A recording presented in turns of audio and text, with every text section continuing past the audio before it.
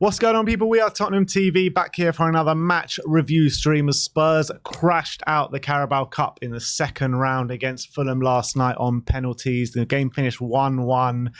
Obviously, we're going to do the match review and then the player ratings and 5 takeaways. But let's start off with the match review.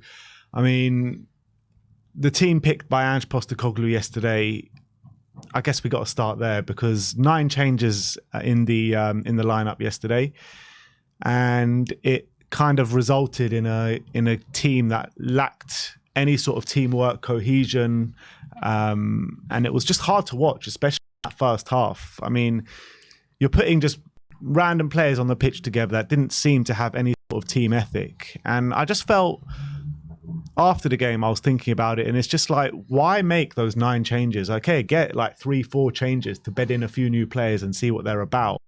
But you got players on there like Højbjerg, who apparently wants to leave, and we're in talks for him to go. Sanchez as well, which, you know, I was saying that potentially he should have been given a game, but we're also in talks for him to be going before the end of the window. So get the players like Ollie Skip, the wingers and stuff like that. But we were talking before the game, weren't we? And we were saying we should keep the spine of the team there. We should keep the Vicario in goal. We should keep the 2 centre-backs, Van de Ven and Romero, and I think that would have made probably the world of difference to us in this game. But we had no sort of build-up play, especially in that first half. No shots on target at all in that first half, and we just couldn't break them down whatsoever, and we just lacked pretty much all the fundamentals going into it in that first half. And, you know, second half it did improve, but I mean, we weren't in that game whatsoever, really, in the first half. Yeah, I think Ange said it himself after the game. He was talking about how there was a lack of, fluidity within the team, and he was saying how they lacked what they had in the first 3 games. And he said it's no surprise considering the changes I made. So he kind of expected it, which makes me think that not that he threw the cup away, but maybe he didn't see this game as very important to me. If that's what he's saying after the game, that's very frustrating because we know as Spurs fans, for us, like specifically for Tottenham, how important the cup competitions are, especially as we're not in Europe this season. So there's no kind of avenue that way to progress throughout the season in a cup competition. So this game should have had added importance, not less importance, in my opinion, because of that. And we know that we're desperate for a trophy. We're really desperate for a good cup run, and we want to have that, a chance of silverware this season. And go out in the second round of the cup is very, very frustrating. And I think Ange, yes, I understand he's got to take a look at all these players and he's got to make decisions on them and he's got to see them on the pitch. But I think he picked the wrong time to do it. And I think that he should have made sure that he put our team that's capable of going through in what was a very tough game against Fulham away. Fulham are a good Premier League team. I know they haven't had a good start to the season, but they're very aggressive, especially midfield. João Paulinho is an outstanding central midfielder, and you need to be very good in that midfield if you're going to progress the ball past him and create the chances that we have been doing the first 3 games.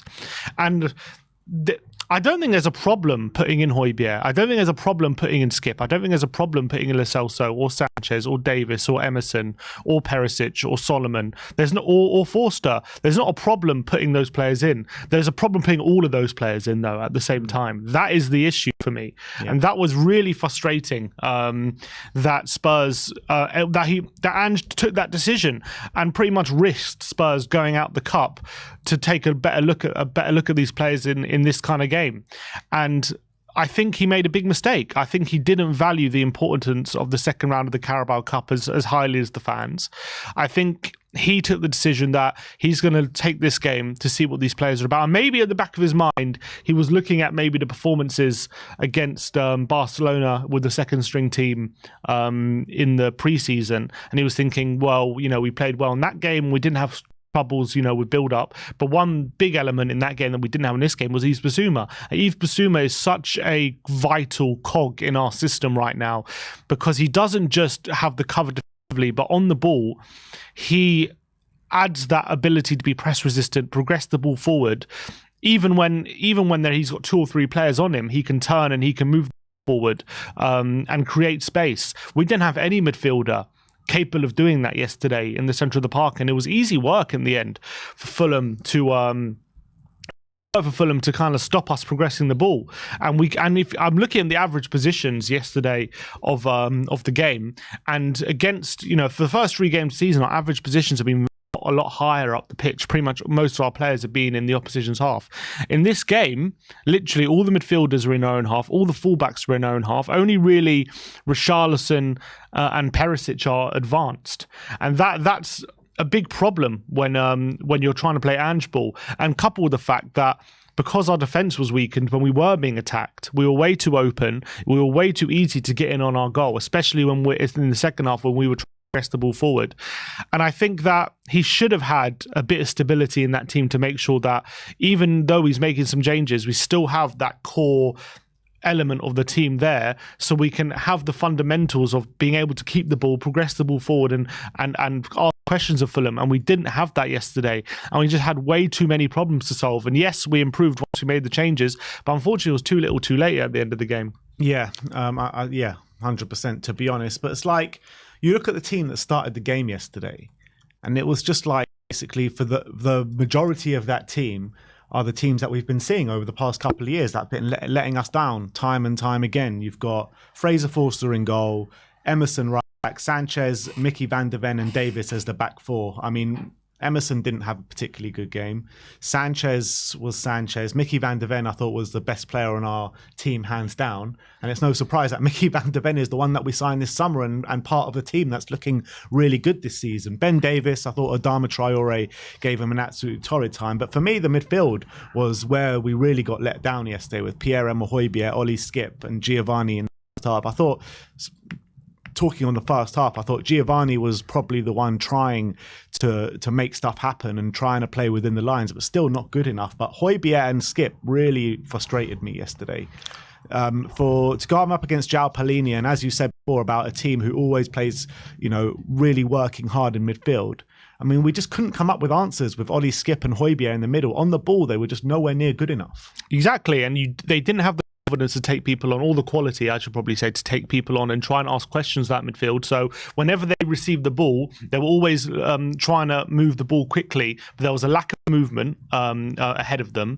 And when you have, let's say if Basuma takes the ball in midfield in those positions, he's able to have the confidence to break the lines with his own dribbling ability and open up the space that way and draw attention. When Højbjerg takes the ball, he has no kind of semblance of I can drive the ball forward with my own ability. I'm going to ball carry. I'm going to carry the ball forward and try and open up space for my teammates. He carries the ball and he pretty much stands still and looks for movement and looks for options.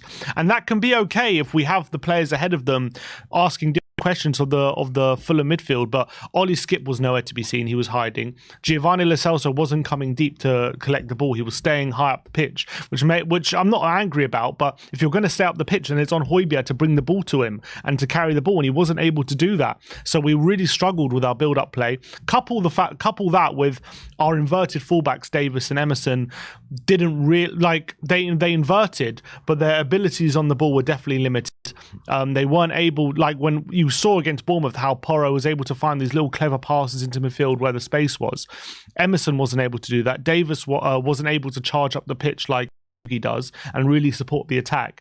A number of times Perisic had the ball and he's trying to link up with Davis. He's trying to find passes in the underlaps or in the overlaps to Ben Davis, and whenever he passes it forward, it keeps going out of play for a goal kick because Ben Davies is so easy to shackle for an opposition fullback. Udogie is very physical and he's very strong and he's very quick. So when Perisic passes it to him, he can hold off an opposition fullback and keep possession and even ask questions offensively, try and take him on or run him behind. Davies just isn't doing that. The only way Davis would work potentially is if you had a Porro on the other side who could ask different questions going forward and get forward and support the attack. You had Emerson and Davis who are just they are defensive first fullbacks, and that's fine for what they are, but that's not good enough for what our system is, and especially when you have them together, that's the big problem. So he just basically threw so many problems at the team, and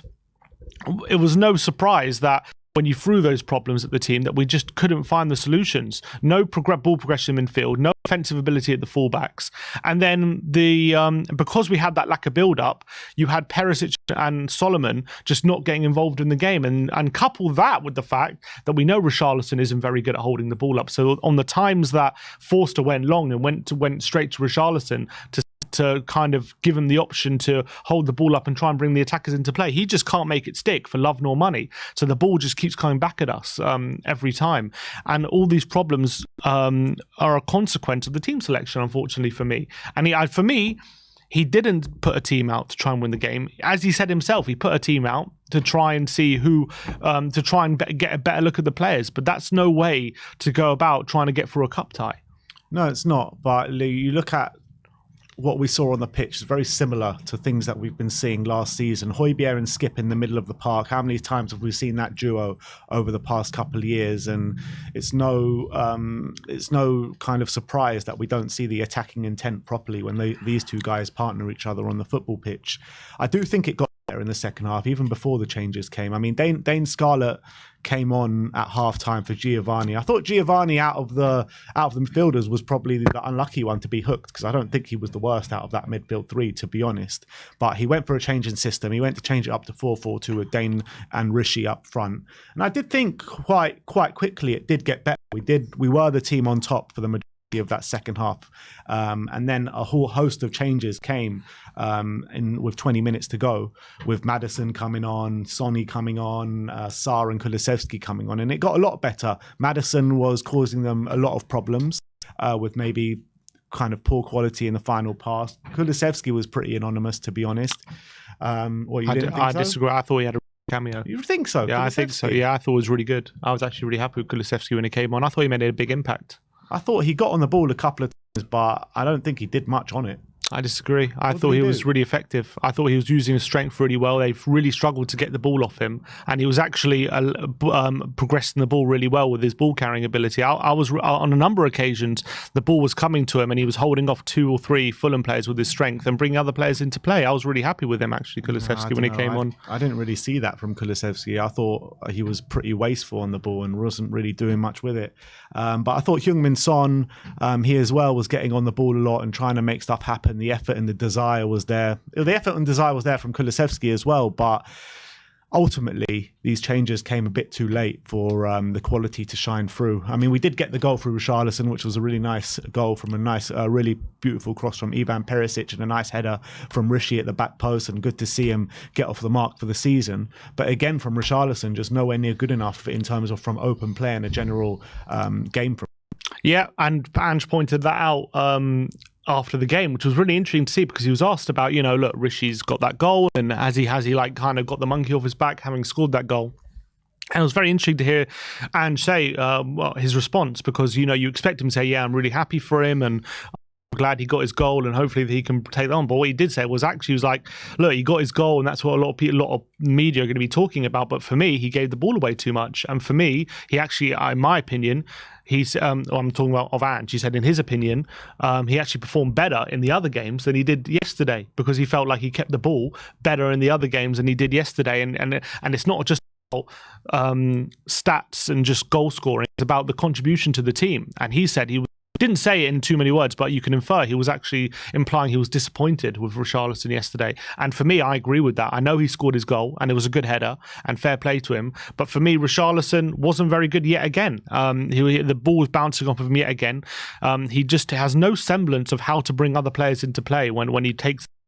I feel like a lot of the time he's not. I'm not saying he's not being a team player, but he's focusing too much, I guess, on when he gets the ball, trying to create space by beating his man and pressing the ball that way, rather than his laying off, putting a good layoff to a teammate and then making a run and creating space for the team. And that's very frustrating. And I think Ange was frustrated with that yesterday, not just with him, but I think he said he wasn't the only one. It was a lot of other players as well. But he definitely obviously he was asked about Richarlison, so he was talking about him specifically. So he made a point to say he gave the ball way too much, and that has just been a constant problem with Richarlison, not being able to keep the ball for love nor money, and that is it's a big frustration. because you just imagine Harry Kane. I know he's no Harry Kane, but people were saying how a lot of people were saying how they felt like Kane is more suited. Richarlison is more suited to the Ange system potentially. But you see how Kane would be able to keep the ball and bring other players into play,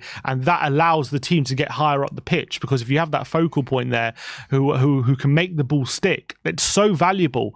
And it's not even a stat you can quantify very well, like being able to make the ball stick and bring other players into play. It's something you have to look at and see with your own eyes. And Richarlison, I don't know, I'm not going to go as far as say he can't do it, but right now in the first few games of the season, he hasn't been able to do that effectively, apart from maybe a little spell against Man United and maybe a few Bournemouth. Like against Fulham yesterday, he was atrocious whenever the ball came to him, and simple passes, simple layoffs. He's just not he's not doing it effectively, and constantly moves are breaking down because of it. And if we just had a striker there who had a good first touch and is able to bring players into play, that's going to make our attack so much more effective. And I'm happy he got his goal. I really am. And I'm hoping that can be a turning point for him. But he's got to improve his general play if he's going to be a mainstay in this team. Yeah. Absolutely spot on. And you saw, like, even Dane Scarlett, when he came on the second half, the link-up play from Dane Scarlett was so much better than Richarlison. I mean, he was doing one-touch passes, bringing other players into play. He was making nice runs off the ball as well, which I thought, and I was really impressed with Dane Scarlett in that second half, to be honest. And look, it's not a performance that, if Rishi puts in a carbon copy of that Dane Scarlett performance, it's not something that we're going to be proud of. And good enough, but for a young kid coming in of his age to come in a game like that when we're 1-0 down, backs against the wall against Fulham in a cup tie, I was actually really impressed with Dane Scarlett. Yeah, and I thought he had a nice second half. Look, I feel like he struggled to really impact the game. He had one really nice moment where he did a really nice skill where he took on a defender and then he actually found the pass after as well, and that was a good moment for him. But one moment that's just stood out was literally one moment during the second half where the ball gets fizzed into him and he does a one-touch layoff and it falls right perfectly into Ton's path and we're able to set up an attack. And I'm like, he's done it once. Richarlison can't do it. Hasn't done that in 4 games. He literally 4 games that whenever the ball gets fizzed into Richarlison, we lose the ball. You might as well give the ball to the opposition when you're doing that. And Scarlett happened once during that whole second half, and it was just so nice to see a striker capable of a nice layoff with a one-touch pass, and even that moment just like showed up what Richarlison is not capable of. And Scarlett, a 19-year-old kid who barely game time, was capable of it. How come a £60 million player who's played in the Premier League for 5 years isn't capable of simple things like that? And that was very frustrating. I'm not going to say Scarlett. I think, look, Scarlett was good for who he is, a 19-year-old kid coming into a very difficult game like Fulham, playing against a Premier League team. He didn't look out of place, but I would say he struggled to really impact the game forward. He wasn't able to really run beyond any of the Fulham defenders or really be combative with them physically. I felt like he was too easily marked out the game. I can't remember too many. I don't think he had any shots really. The one moment he did have was when Solomon had a nice effort, which the rebound fell to him and he just wasn't able to react quick enough. But that wasn't really his fault. It was just the circumstance. But I think when you're comparing him to Richarlison, I think even though Richarlison scored, Scarlett probably had more of an impact in the general play than Richarlison did in his 45 minutes. Yeah, and that's a massive indictment on Rishi, to be honest, and the way he performed. Davinson Sanchez obviously started the game terribly. I thought first half he was shocking. Playing out the back was always nervy. Every time he got on the ball, to be honest, was very nervy. And then he got turned completely inside out by Tom Cairney for that goal. That obviously it was a weak cross, weak pass that ended up bouncing off Van de Ven and finding the back of the net. But to be fair to Davinson, I did think he grew a bit into the game in that second half. I thought he made some really important blocks, really important challenges to keep the ball away from our goal in that second half. And also, I give him massive credit for stepping up in that penalty shootout. I know it was a terrible penalty and everyone knew he was going to miss it, but he shouldn't have to be putting in the firing line for that third penalty. I give him massive credit for stepping up. Where was Højbjerg?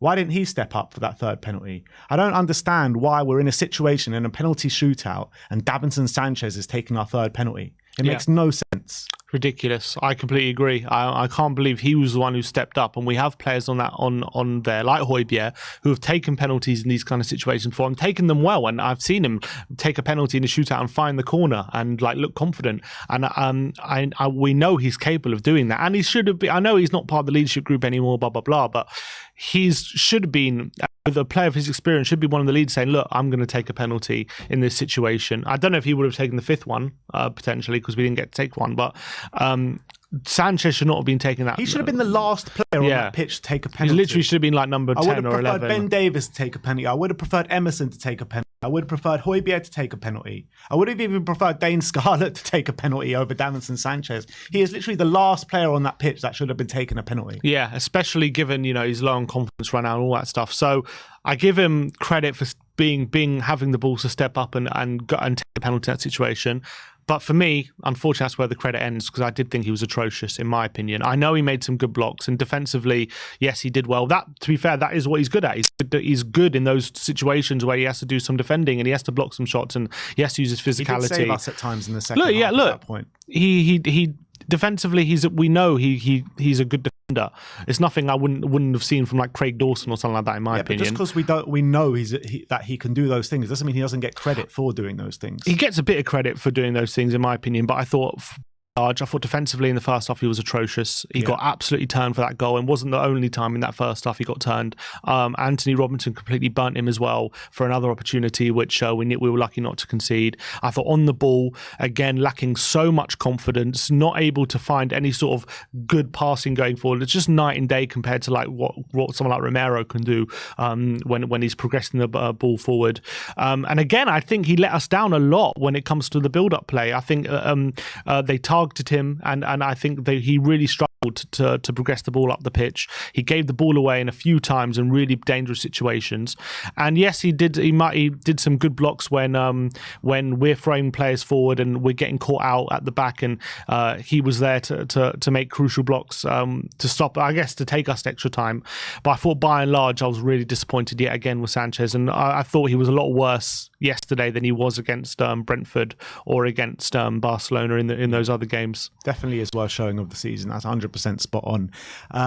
But another player that we need to talk about is Fraser Forster, because we were talking before the game. I thought this was a game Fraser Forster was going to play. He ended up playing, and I thought, look, for out of general play, there was nothing really wrong with Forster. I thought he got down low at one point and made a really good save, but where he let us down was the penalty shootout. I mean, I've never seen a worse goalkeeping 5 penalties. Every single one was absolutely atrocious from Fraser Forster. And I said it, can't remember if I said it to you or Brian just before the penalties started. It was like, all you need to do is go low and hard against Forster in these penalties, and we're going to concede every single one. I mean, it didn't really work out that way. I mean, they just like kind of waited for him to make a move every single time and then just put it in the other side of the net. I mean, it was absolutely atrocious from Forster, those 5 penalties. Yeah, I usually refrain from like criticizing goalkeepers when it comes to not saving penalties, because it's so hard to do, and a lot of it is guesswork anyway.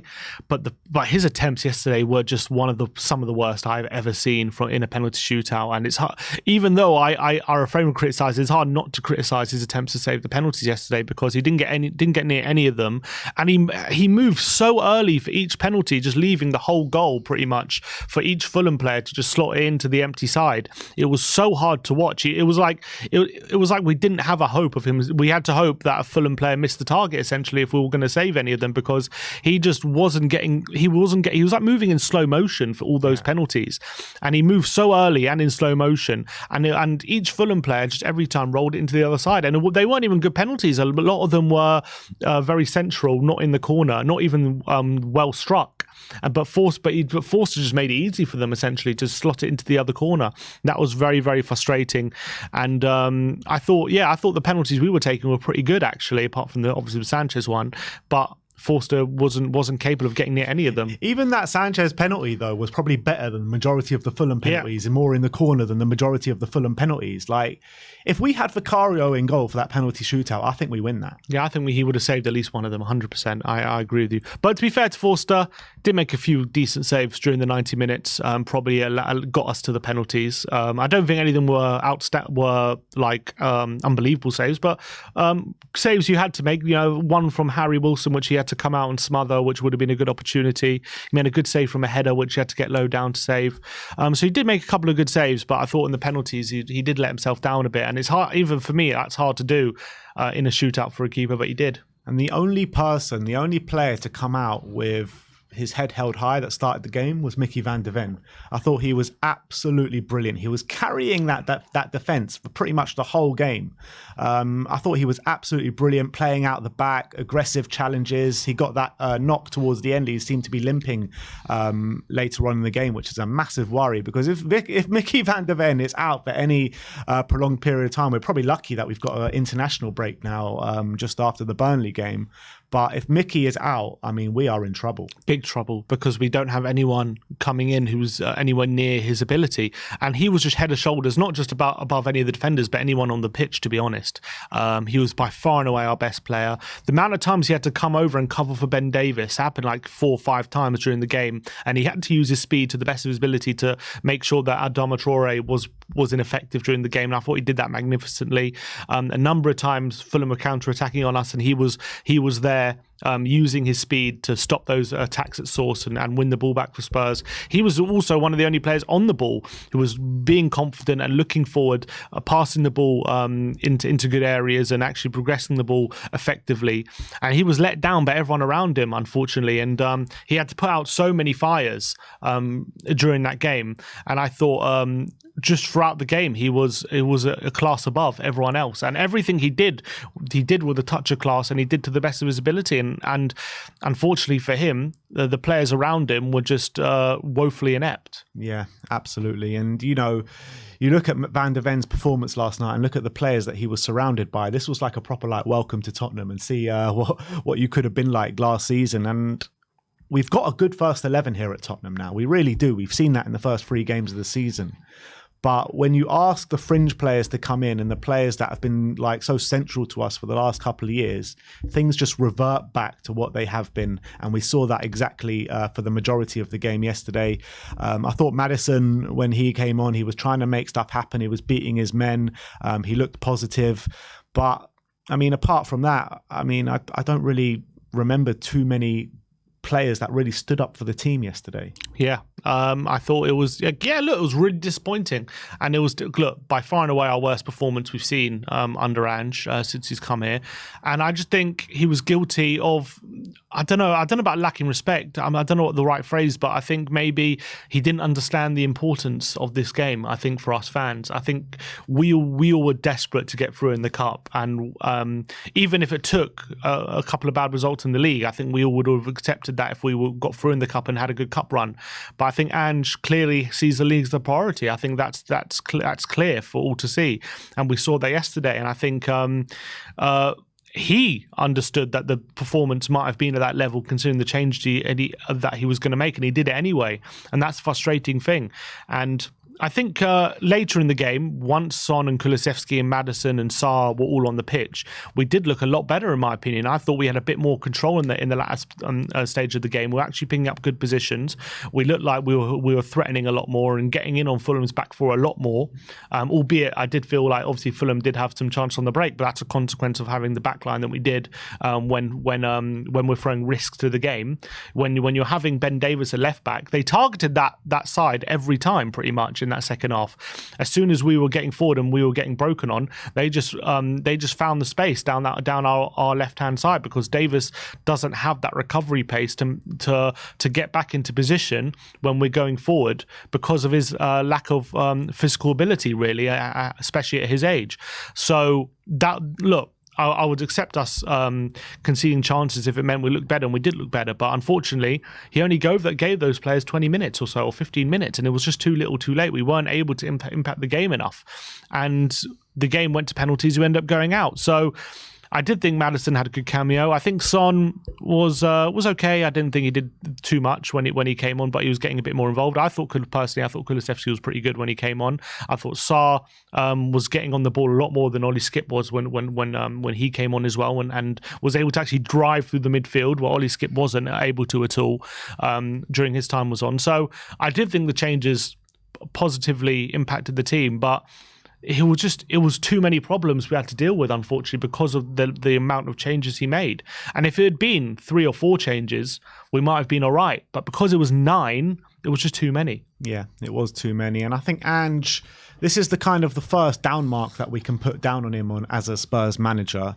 I think he will learn from it. I think that he did need to see a lot of these fringe players in a match situation, but it was just ultimately it was just way too many changes to have all at once. We needed to have that spine on the team and then sprinkle a bit of the fringe players around them, and it just left us with no cohesion, no nothing on that team. In the first half, 0 shots on target, and then we started to get more in the second half, and especially when the subs came on, but all in all, it just wasn't good enough. Ange will learn from this mistake. It's just a shame that this mistake had to come in a knockout game of a cup competition where, it's a realistic chance of us going and winning it. And even with the goal we scored, we got a bit of luck with it because Tete goes off with a ripped boot. And that's the point where we scored. Perisic picks up on the left-hand side. Instead of Tete being there, who had pretty much had Perisic in his pocket throughout the whole game, it was D Cordova replaying at right back for that bit. And then, because it was that occasion, he was able to get a yard on him and get a whip in a brilliant ball to Perisic. But, sorry, to Richarlison. Their goal was a bit fortuitous as well, Tom Kearney absolutely goes inside out with Davinson Sanchez, rips him apart. But, I mean, the cross wasn't anything special by him. It was just one along the ground. It knocks off Van de Ven and goes into the back of the net. Yeah, but they had other chances. We didn't really, apart from the goal we scored. And we had a couple of chances in the second half. I mean, not before we scored, though. Not before we scored, yeah. Yeah, so I'm saying that at the moment we scored, we had a big slice of luck because we were playing against him. And if that doesn't happen, do we even score the goal? I'm not 100% sure, to be honest. Maybe, but I think at that point we got a bit of luck. In terms of Ange learning from his mistakes, he's not even going to get a chance to make 9 changes, I don't think, until the FA Cup. Is he? Because we're going to be playing only Premier League football. But what I mean by learning from your mistakes, even when the FA Cup comes around, he will not be making 9 changes unless we're playing like a lower league team in the League 2 or League 1 or something. I think if we do come up against Premier League opposition, we need to put our all into the FA Cup. We've only got now 1 game a week, literally till the end of the season, unless there's a Premier League game in the middle of the week. And now the FA Cup has to be the priority for us going on this season. Yeah, fine, we'll try and make the top 4, top 5, but we need to put all our eggs in the FA Cup basket from now until the end of the season. Yeah, we need to be playing first choice 11 every game and without any excuses. And yeah, from now till January, there's not going to be a real. I can't see unless I can see. Obviously, there's going to have to be a bit of rotation. Obviously, players will get injured and stuff like that. But that 11 I'm seeing against Bournemouth and United, I don't see too much serious change to that until January, really. That obviously barring injuries and maybe the occasional midweek game, we will have to make a few changes. But in terms of opportunities to make the amount of changes he did yesterday, that was his last opportunity. I see. I don't think that's ever going to happen again until January. But that's the whole point. He shouldn't have made all those changes in the first place. And I think after assessing the game and watching that game, I think he would acknowledge, even though he didn't acknowledge it in the post-match press conference, I think he would have acknowledged that him making so many changes was the detriment to the team. Yeah. And that came to pass, and we're out the League Cup now to Fulham, 1 trophy down already, and we're only in August. Did he make to the 3rd round? Exactly, it's ridiculous. And look, we've got the FA Cup still to come, starting in January, but it's just a massive blow and a massive kick in the teeth that this negativity had to come because it was so needless. Like if you play Romero, even like one of the midfielders like Bissouma or Pape Matar start the game, I think that gives us so much more control within the game, and we probably go on and win it. Like at the end of the day, we only drew 1-1, and that's with a shocking lineup from the start of the game. So a bit more, if we pushed a bit more and only made, let's say, like 4 or 5 changes instead of 9, I think we go and win that game. Exactly. Yeah, I agree with you. I didn't even think Fulham were that good. Like, I think they were the better team overall, to be fair, and they probably deserved to go through. But I didn't think they were fantastic in terms of, like, I didn't see a team out there where I'm like scared of, and I'm like, oh my god, how are we coping with this? I thought. I'm looking at that team, I'm thinking a bit more quality from Spurs and would be in control of this game. But we just gave ourselves way too much to do, unfortunately. And look, objectively, if we're talking big picture stuff, it is only the Carabao Cup at the end of the day. And if we go and win against Burnley, I'm not saying it makes up for the win, but I think the positivity would come back and we go into the international break having, hopefully, if if we do win, having won 3 of our first 4 games, and we'll have that good start to the season still gets maintained, and then we can hopefully in January we can focus on the FA Cup. So I'm not saying it's, you know, this defeat is going to ruin our season, but it was just so needless to throw away this cup competition so unnecessarily. Like. That's what it literally feels like. That we literally were just like, you know what, League Cup, just throw it away. Just chucked it for no reason. That's what it feels like. No reason. And we didn't when we didn't need to. And that's the frustrating thing. And considering we have no Europe this season as well, like, I understand it was a quick turnaround from the game against Bournemouth, and we did have to make some changes, but it was just so needless to make that amount of changes and just risk this cup competition for no reason when we don't have that many games coming up. I understand maybe if we had a Europa League or a Conference League that are coming up and that we had to make a lot of changes, and, you know, there would have been games for these other players and stuff like that, but we know that we're not in Europe, so this is the only cup competition until January that we would have had to give these fringe players an opportunity to come into the team. And now we're out the cup, there's going to be so little opportunity for changes and rotation now for these players. So in a way, you kind of need to... I for one are happy about that, because the players that we're rotating in are clearly not good enough. They're not good enough when you put them all together. Yeah. I think they're good enough if you had a Højbjerg with a Sarr and a Celso, or you had a Davis with a Porro, or you had an Emerson with an Udogie. I think that's okay. Yeah, but when you just have a myriad of every single fringe player in there, literally has tried to fit as many fringe players as possible, and that's no way to go into a cup game. You'll see that from now until the end of the season, because you'll see some of these fringe players come in one by one, or 2 at least, because we're going to get injuries, we're going to get knocked. Players are going to be tired as well at some point.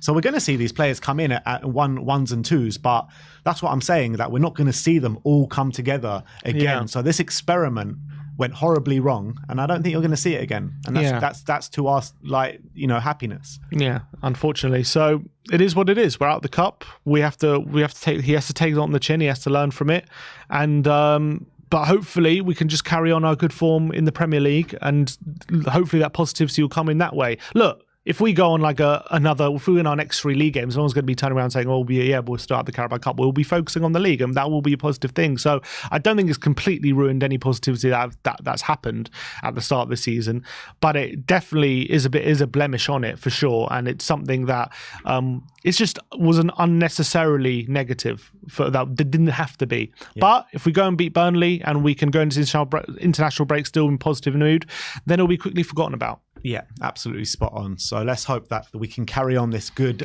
start to the season in the Premier League that we have made under Ange Postecoglou.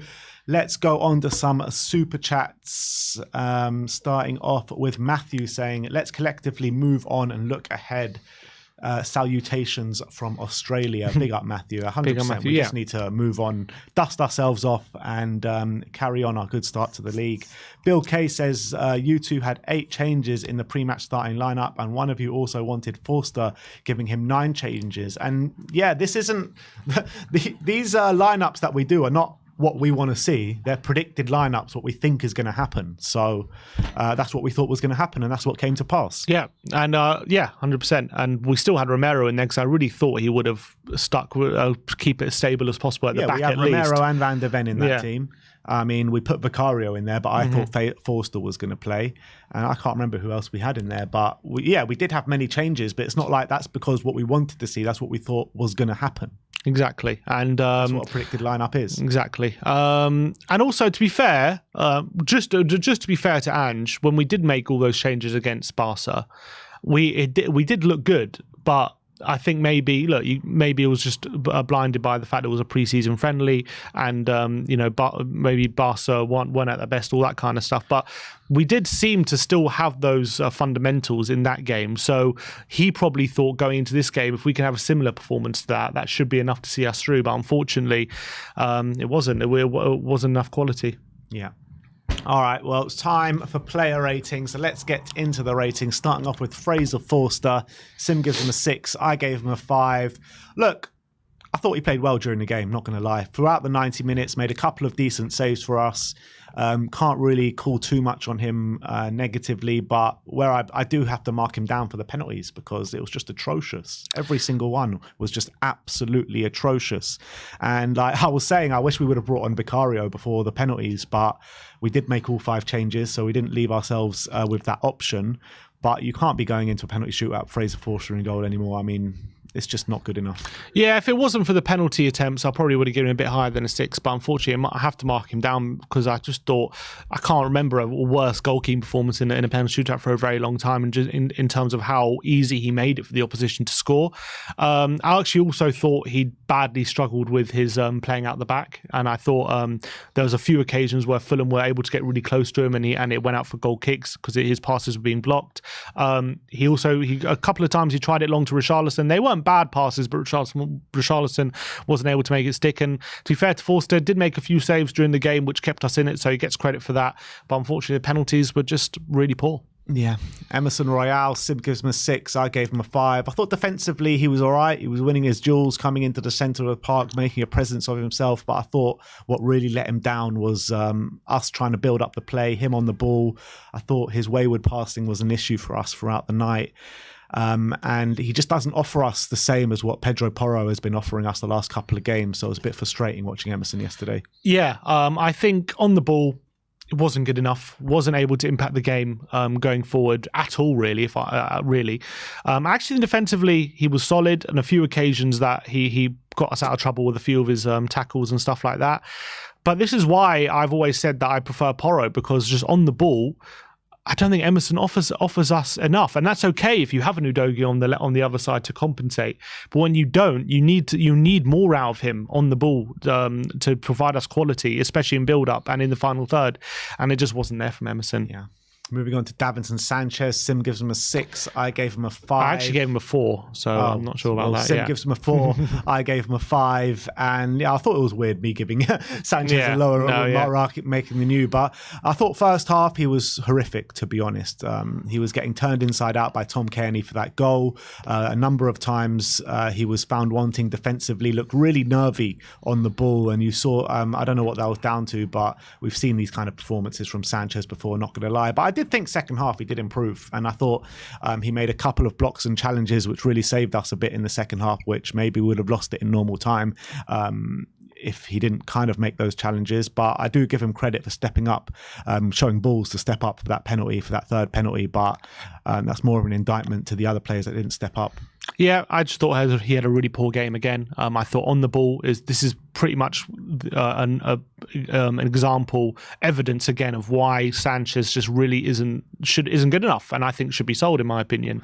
I thought if you're not going to be rock solid defensively, like he wasn't in the first half, then on the ball we know he's not going to be good enough. So it's a massive shame. I thought a number of passes when we're looking to pass the ball quickly, he was sloppy and it wasn't enough quality on it. Wasn't able to progress the ball quickly enough at all, and then he got absolutely spun for that first goal. I thought it was absolutely atrocious, and it wasn't the first time in that first half he got done. Yes, he made some crucial blocks late in the game to save us to get to penalties, but I think that's not enough. We need more from our centre backs, and unfortunately, I thought he had a really poor game. Yeah, and talking about more from our centre backs, let's talk about Mickey van der Ven. Sim gives him an 8. I gave him a 7. I thought he was hands down Spurs' best player on the night. Countless amount of times he was just saving us. His duels, I thought, were brilliant. He was being very aggressive, probably more aggressive than we've seen him over the past couple of games, seeing as he was like the kind of main centre-back on the day. I thought he was progressing the ball up the pitch quite nicely as well. And he was just head and shoulders above anyone that started that game yesterday. 100%. My man of the match, 100%, was Van der Ven. I thought he got really unlucky with the own goal, which is one of those things that can happen during a game. But I thought by and large, he did everything with a touch of class. I thought the amount of times he had to bail out Davis on that left-hand side when he comes streaming over with his pace and was able to win the ball back for us was brilliant. And in the second half, I thought a number of times Fulham were on the counter-attack and he was the only one back, yet it was enough because of his recovery pace and his physicality. I thought it was brilliant. I thought on the ball, he was by far our best defender. He was the only one who was composed and was bringing the ball forward and looking to make progressive passes and looking to get the ball up the pitch quickly with quality. And it was just a shame that I thought the rest of the back line let him down down on a number of occasions, and I thought he was head and shoulders above the rest. Yeah. Ben Davis, Sim gives him a 3. I gave him a 5. I mean, let's be honest. This was the matchup that we were all worried about coming into the game, Adama Traore against Ben Davis. And I thought it's a physical mismatch completely, where you've got Adama Traore, who's so fast, so strong, so aggressive, against Ben Davis, who's not that fast and not that aggressive, and that showed, to be honest. And you saw what you said before. Mickey van der Ven bailed him out quite a number of times on that left-hand side to go dispossess Adama Traore. Luckily, Adama didn't really have the quality. I mean, I saw him put one or two good crosses that went to waste on the day. But Ben Davis, nowhere near good enough. When he came centrally into the midfield, the quality wasn't there on the ball either. So pretty poor showing from Ben. 100%, yeah. When he was asked to overlap and provide another option going forward, he was nowhere to be seen. Didn't have the physicality to ask different questions of the backline of Fulham. And I thought defensively, I actually thought in a weird way he struggled more against Harry Wilson when he came on than he did against Adama, even though he still struggled against Adama. He was able to get a couple of blocks in, but he did have to get bailed out by Van der Ven on a few occasions. But when Harry Wilson came on, I thought he had him on toast on a number of occasions, Ben Davis, and that Harry Wilson was able to find those pockets of space time and time again on our left-hand side, and Davis wasn't able to stop him, and we were lucky Wilson didn't score on a couple of occasions, to be honest. And I just thought it was kind of an example of Davis not being fit for purpose. We've said like we're comfortable with him being our backup left back, and I still am, but we can't have him and Emerson as our fullbacks because we just have no quality in support going forward with them, both of them playing together. And I thought that was more evidence of it. And I thought Davis overall had a really poor game. Really poor. Yeah, I think it's a case like if Davis plays, Porro has to play. If Emerson plays, then Udogie has to play. Mm-hmm. But ultimately, we want Porro and Udogie probably starting at the moment. Moving on to midfield and starting off with Pierre-Emile Højbjerg. Sim gives him a 3. I gave him a 4. I thought absolutely horrific in the first half. Didn't provide us anything. The midfield was completely missing in that first half, and Højbjerg was a massive part of that. On the ball, I thought he was shocking. Second half, though, I did think he improved, and I thought he was winning his duels and getting in good areas, but it was a little too late, really. But I thought it was a shocking display, especially in the first half. Yeah, I agree with that. And I thought, yeah, he was slightly better in the second half. But again, he had a couple of times, he had that shot inside the box where he had time to take a touch and measure it up, and he just rushed it, side-footed it nowhere near the goal. And that was very frustrating. Had a few moments in and around the penalty area where he had an opportunity to show a bit of quality, get a shot on target or something, and he just found wanting. You know, Højbjerg has these games sometimes where just none of his passes seem to be coming off, and he seems to be rushing them a lot. And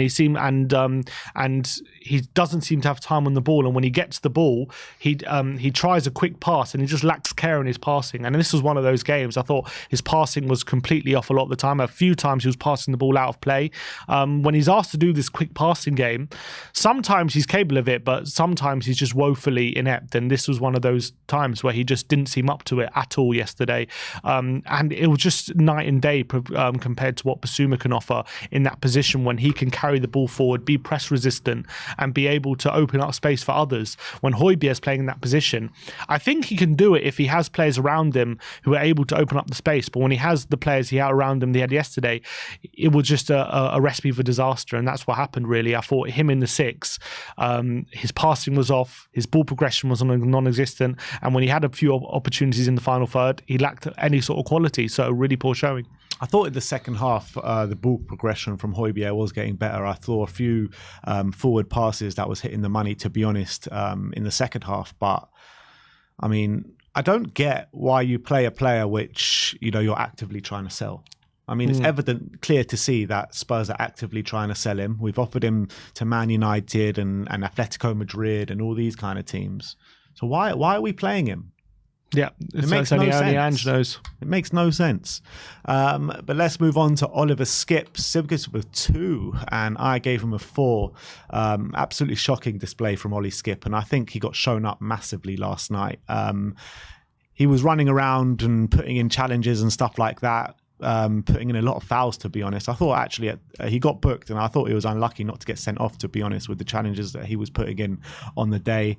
On the ball, I mean, he was just absolutely woeful. There was just nothing in there from Ollie Skip whatsoever to tell me that he can play in a progressive Ange Postecoglou system, because I thought he was absolutely shocking. Yeah, I have to say, I'm a big fan. I've always been a big fan of Skip and I'm a big believer in Ollie Skip, but after the performance yesterday, I am starting to get very worried about him. I know he's got 2 goals against Barcelona, but that seems to be the exception rather than the rule, because in all the other games that he's come in, he's been just so lacking in quality on the ball. There was that one occasion where we actually had a transition in Fulham's final third, and in a really good opportunity to play in one of Richarlison or I think it was Solomon on the right hand side, and he just passes it in the middle right to the Fulham defender when he had a really good opportunity to show a bit of quality. He passed it quickly into one of our players, and he wasn't able to do it. I think off the ball he was struggling massively. As you say, he got booked, and then there was a couple of occasions where he gets dribbled past and he threatened to kind of hold the player back, and if one of the players would have gone down, he could have been sent off. And I thought he was lucky not to have been hooked at half-time as well with his first half showing. Massive lack of quality on the ball, but when he's playing off the ball like he was yesterday, then he just becomes a liability, because he was really awful on both facets of the game. And the only way he didn't get a 1 or less than a 2 was a couple of times he made some good challenges and stopped some attacks from Fulham, but that was few and far between. I thought he was just atrocious throughout the game, and I'm one of Skip's biggest advocates, but even I have to say I just thought he was absolutely atrocious, and for me he was the worst player on the pitch. Let's go on to Giovanni Lo Celso. Sim gives him a 3, I gave him a 5. Got hooked at half-time for Dane Scarlett. And to be honest, I don't think he was the one that probably should have got hooked at half-time. I think it should have been Skip, as you mentioned before. But Lo Celso as well didn't provide anywhere near enough that we needed from an attacking, creative midfielder in that first half. We had 0 shots on target. We hardly had an attack. And Giovanni has to be massively marked down for that. I thought every time he got the ball, I mean, he was looking to make stuff happen, but the quality was just really poor from Gio.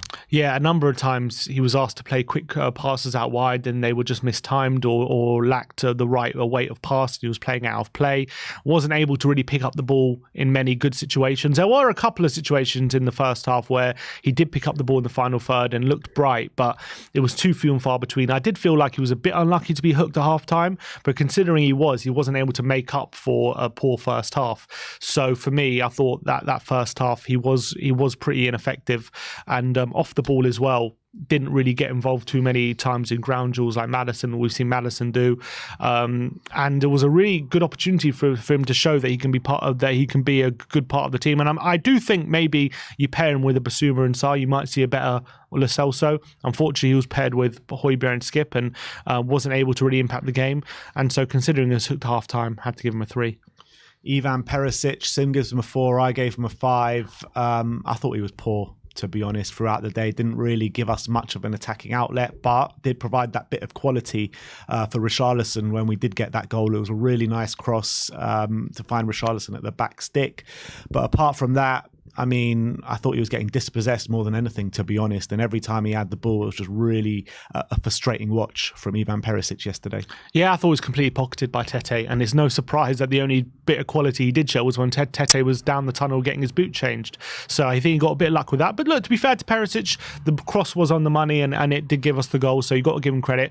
But for me, if he didn't get that assist, he's in 2 or 3 territory, because I thought he was so ineffective throughout the game. The times he tried to link up with Davis, his passes were going out of play. He wasn't able to have any quality in those positions.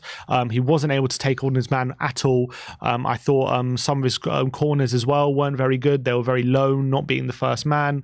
And he's lucky he got that assist. And he probably could have been hooked off even earlier, because I think he lasted till the 70th minute because of that. But I just thought he was completely ineffectual throughout the game. And really poor showing. Considering he had a good start to the season, it's such a shame. Yeah. Manor Solomon, Sim gives him a 4, I gave him a 5. And I actually thought he was trying really hard, Manor Solomon, on the day. He was trying to pick up the ball, trying to beat men, but he was running into trouble more times often than not. In the second half, he created a nice little opportunity for himself where he got a nice shot off, but the keeper was equal to it, where Dane Scarlett maybe could have, reacted a little bit quicker. But look, I thought Manor Solomon, he gets a few efforts for trying, but quality was few and far between. A couple of nice moments when he was taking it past players, but apart from that, he wasn't that great. Yeah, I definitely think he looked brighter than Perisic when he received the ball. He did have a couple of nice little dribbles, but unfortunately, the dribbles didn't really get him into any areas that were going to hurt Fulham. He was kind of dribbling inside and looking to open up a bit of space, but wasn't really getting into any sort of effective areas. When he's playing on the right, what you really need Solomon is to do if he's playing in that position is get to that byline and get crosses in and get inside the box. I can't remember once him ever getting to the byline and getting on the outside of the defence, which was frustrating. I actually did think he looked a bit better when he moved to the left, and unfortunately he didn't have a lot of time there because he moved to the left, I think on 70 minutes, and then I think 10 minutes later he was hurt. I wouldn't say hurt, but he was taken off for Maddison. But he did have that one shot which could have caused a goal, which was probably his best moment of the game. So he did a couple of nice moments, but the reason I gave him same mark as Perisic, even though it looked a bit brighter, is Perisic did get the assist at the end of the day, and I don't think Solomon was involved enough in that final third to be effective. So looked a little brighter than Perisic, but Perisic was the one who got the assist and he wasn't, so I gave him the same mark. And last but not least, in the starting 11, Richarlison, Sim gives him a 4, I gave him a 5. And again, another really frustrating day for Richarlison. Every time the ball came to him, he couldn't make it stick. Bad control, bad passing, poor quality throughout. The only thing I can say positive about him is that it was a really nice taken header to equal it in the second half to level it up. But apart from that, just really frustrating. And I've been kind of one to stick up for Richarlison all season, to be honest, where a lot of people have been completely berating him, but I'm starting to lose the will to support him, to be honest. Yeah, it's when you see a player like a professional Premier League player not doing really simple things like being able to trap a ball like easily. Like we've spent 60 million on him and he can't control a football. It's madness. I know he scored and I've still given him a 4, and you might think, should give him a higher mark. But at the end of the day, if he hadn't scored, he's on a 2 because I thought he was completely anonymous, completely ineffectual, gave the ball away way too easily. He had 2 moments in the game. He had the goal and he had that one moment where he had a shot which deflected and nearly looped into the net. But that would have been a bit of a lucky moment anyway. I thought he was marked out the game by Tim Ream and Diop really easily. Whenever the ball was fired into him, he lost the ball, wasn't able to keep possession whatsoever. Another really frustrating day for Richarlison, but did get the goal, was a nice finish, was a nice header from him, so he gets a mark for that. But I thought throughout the game, yet again, just completely ineffectual and really, really poor quality. Dane Scarlett substitutes. Sim gives him a 5, I gave him a 6. Came on at half-time, which everyone was surprised about for Giovanni Lo Celso. We moved to 4-4-2. We did look better for it. And I thought I was impressed by Dane, to be honest. I thought he was winning his the small amount of duels that he did go in for. I thought there were a couple of nice moments on the ball as well. The moment before we spoke about in the review where he played a nice one-touch pass out to the wing where something could have happened. And also a nice little shift where he did beat his man, and I think that was one of 2 successful dribbles that he did make on the day. So for a player of that age and that experience to come into a team and show up the majority of the players that started the game, I thought it was a good showing from Dane. Yeah, I thought he had a couple of nice moments. For me, I think he struggled to impact the game, especially when he was in a front 2. There was no combinations between him and Richarlison whatsoever. They did neither of them really got the ball and was able to find each other. That's what you should be looking at when you're playing in a striker duo. I'm not saying that's down to Scarlett, but that's just something to know. I feel like he did struggle physically against the Fulham centre-backs, wasn't really able to get any joy out of them whatsoever, but he did have a couple of nice moments, which I give him credit for, which, a couple of good layoffs and a nice dribble and finding a pass as well, which for a 19-year-old who's still developing physically, who hasn't had a lot of game time in the first team, was something promising, and I do think it's something to build on for him. But unfortunately, I think just going forward for the 45 minutes he was on, didn't really impact the game enough for me. Moving on to Dejan Kulusevski. Sim gives him a 7. I gave him a 5. Came on the right-hand side of a 4-4-2, which we did go back to 4-3-3 at some point later on in the game. But I don't know. I mean, you're saying he played well, but I just didn't see that, to be honest. I really didn't see that. I saw him getting on the ball, showing a lot of effort, but I thought the quality was massively lacking, and he didn't do really much to impact us getting back into the game and us scoring a goal. I thought it was a good cameo from Kulusevski. I think he really positively impacted the game. I thought he was giving Fulham different questions to answer once he came on, especially with his strength. A number of times he used his strength really positively when the ball was coming to him and was able to actually keep the ball. And I think he completed 2 out of 2 dribbles when he came on. I think a couple of times he was able to get to the byline and create a few openings as well. I think he did positively impact the game when he came on, in my opinion, and I actually thought it was a really good cameo from Kulusevski. Fair enough, but let's move on to Heung-min Son. 6s all round for Sonny. I thought he came on with some good energy, to be honest, but I mean, didn't do much in terms of quality. He played through the middle and out on the left as well at times, but I mean, yeah, it was just nothing much in there. But he was part of the kind of players that came on and really did try and get us on the front foot. Yeah, I think we improved obviously when Son was on, and he was probably a bit better than the players he was coming on for. I thought centrally, bit anonymous, didn't really impact the game too much, wasn't really getting involved when he was partnering with Scarlett. I thought he did look a bit better once he moved out left and was able to try and take on the fullback instead of being centrally. He got a bit more involved in the game, but still wasn't really doing enough to effectively hurt Fulham. But in terms of quality, like, I know it's a low bar, but he was able to literally control the ball, and he was literally like, and honestly, it's a low bar compared to Richarlison, but at least he had the fundamentals of doing the simple things right. At least he can control the ball, literally, and that's just nice to see when you see just Richarlison bounce off him. I thought he was okay, but he was just a bit anonymous when he came on. Yeah, Pape Matar, 6s all round. I thought he was getting on the ball in the middle of the park and spraying it around and showing nice energy in the middle of the park and a few nice drives forward as well. And he was picking up the ball in good areas, Pape Matar, and it's just the energy that looked really good from him. And that's the only thing I can say, really. Yeah, I thought he was so much better than Skip when he came on. And I didn't even think he was that good, but he was just so much better than Skip. He was able to actually drive the ball forward. He was picking up the ball in actually difficult areas for Fulham to pick him up, which was really nice to see. He was passing in the lines. He was picking up different spaces to what Skip was, and he was actually not a liability on or off the ball. I think he kept things a bit simple. I don't think he did anything overcomplicated. I thought it was a decent cameo. Wasn't amazing, but I thought it was night and day to what Skip was showing. So we improved a lot when he came on, even though he wasn't himself unbelievable. Sim gives it, last but not least, James Maddison. Sim gives him a 7. I gave him a 6. And look, he was the best player that came off the bench yesterday. It was a little too late by the time he came on, though.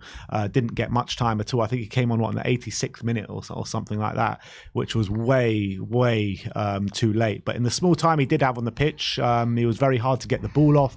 He was taking it around Fulham players like they weren't even there. It was just the passing, I thought, let him down a couple of times. But there were good balls in there from him as well. He should have come on way earlier than he did, because he's the one that's really going to make stuff happen for us. He's the one that makes us tick, as you've seen in the first 3 games of the season. So it's a bit disappointing that we left it so long just to bring Maddison on. Yeah, that's the only downside to his cameo, in my opinion, that he wasn't on for long enough, because I thought when he came on, he actually provided us a spark. His dribbling was really good, especially down on the left-hand side on a couple of occasions. He actually linked up with Scarlett on one occasion, which he ended up winning a free kick. Unfortunately, he had a free kick in a perfect position for him right at the end of the game, but it ended up hitting the wall. But I thought Maddison was a breath of fresh air when he came on. He was our creative spark. He was the one trying to make things happen. I think he was making things happen, but I think the only downside, as I say, he wasn't on long enough. And last but not least, the manager, Ange Postecoglou. Sim gives him a 4. I gave him a 5. Unfortunately, this is the lowest mark we've given him so far in his 4 Spurs games. And you got to mark him down massively for this game. And while we were out of the cup, I thought the team selection to make 9 changes was way too much in one go.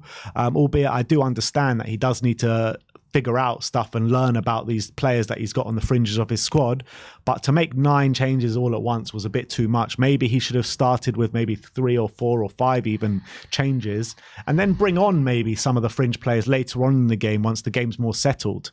But to make 9 changes from the off, it basically showed on the pitch what it was. Just a lot of fringe players coming together and no cohesion or anything during the game. He did make the changes, but with 20 minutes to go, I thought, I mean, he's got to make those changes at half time. The alarm bell should have been ringing in his head, to be honest, when he saw that first half performance, when he saw the no-show from Ollie Skip and Højbjerg, what they were providing us in the middle of the park. We were pretty much like a bagel yesterday, nothing in the middle whatsoever. And he had to recognise that at half time, and he didn't recognise it until it was way too late, to be honest. And and that's why we lost the game. Yeah, I have to say he got it wrong. I think there's no other way to put it other than if he was serious about getting through this cup tie against a difficult Fulham team away from home, a good Premier League team. I think he just got the selection absolutely wrong. He made too many changes. The changes that he did make created too many problems for the team. And I think his goal, I mean, it seemed anyway, even judging by what he said after the game, you know, I have to take a look at these players and I have to give them opportunities to contribute. And I understand that, but you can't make that many changes and with the confidence that this is a team that is good enough to make it through to the next round and to make sure that you're getting through this cup tie confidently enough. He made too many changes and he acknowledged that, but it seemed that he had the foresight, because he said it's no surprise how he played considering how many changes he made. Well, if you were expecting that performance, then I have to hold you accountable for making those changes. If that's a performance is what you expected from the amount of changes you made, if you knew that was coming, then I have to hold you accountable and saying that you put this our cup run at risk because you weren't focused on getting through the cup tie. You were more focused on giving players opportunities, and it's the opposite of what he said before the game, which was, I'm not making changes just to give players a game. I'm going to make changes to try and win the game.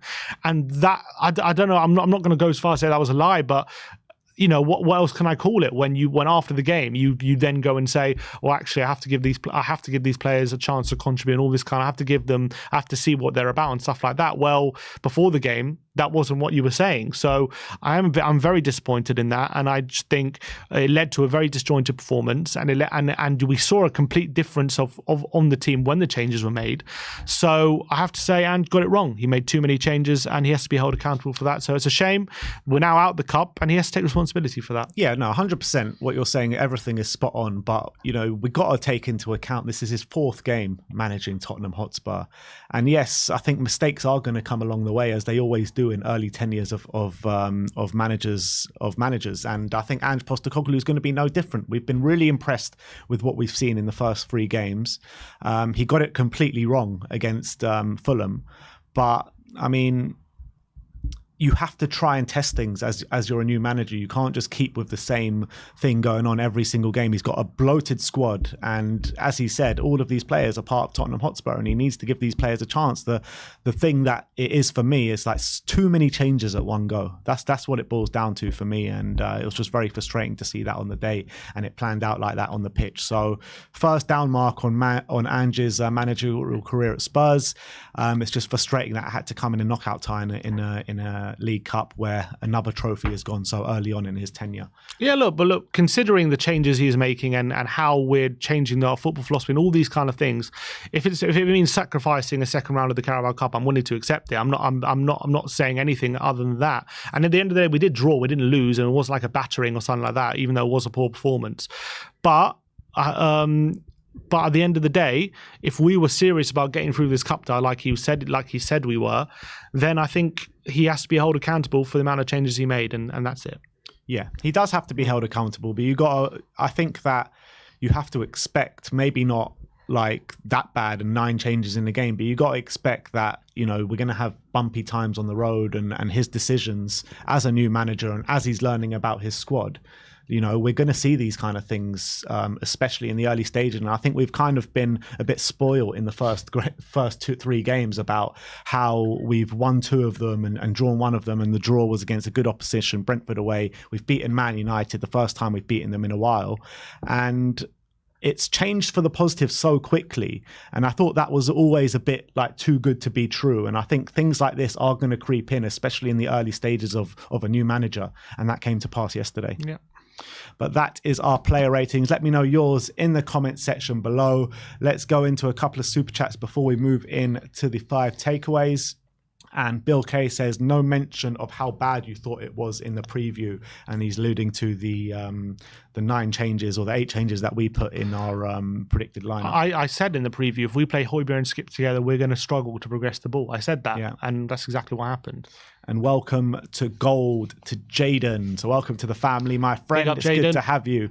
But let's move on to the 5 takeaways to see what 5 things that we did take away from the penalty loss against Fulham in the Carabao Cup second round yesterday. And the first one is midfield problems. Yeah, so just looking into the stats of comparing the midfield performance statistically against Fulham and against Bournemouth, and you can see the difference. It's just night and day. Against Fulham, all 3 midfielders, Skip, Lo Celso and Hojbjerg, completed 1 key pass between them. It was 5 against Bournemouth. Duels won. We won 8 out of 22 duels combined yesterday against Fulham. Against Bournemouth, we won 17 duels out of 31. So not only are we winning more, we're competing for a lot more as well, which shows the lack of aggression that midfield had. We attempted 3 dribbles in that midfield against Fulham, only completing 2 of them, to be fair, but only attempting 3. Against Bournemouth, we completed 7 dribbles, which shows more of the freedom that midfield had. Possession, the midfield 3 lost possession 37 times against Fulham. We only lost it 29 times against Bournemouth. So I think it shows the lack of quality that we had against Fulham in that midfield 3, and I think against Bournemouth it was just night and day comparing the midfields. Yeah, I think that's absolutely spot on, and it was kind of expected with the midfield players that we did have on the pitch. I expected better from Giovanni Lo Celso, to be honest, in terms of what you're saying, progressing the ball and providing quality in the midfield. But I mean, Hojbjerg and Skip were just absolutely tragic yesterday. So let's move on to the number 2, and that is wasteful in possession. Yeah, and I think again, if you look at the stats of the possession stats comparing the game against Bournemouth and the game against Fulham, I think overall as a team, I think it's just night and day. You can see it. Against Bournemouth, the team lost the possession 104 times. Against Fulham, 149 times. So nearly a third more we were losing possession. Passing accuracy against Bournemouth, 89%. Against Fulham, 82%.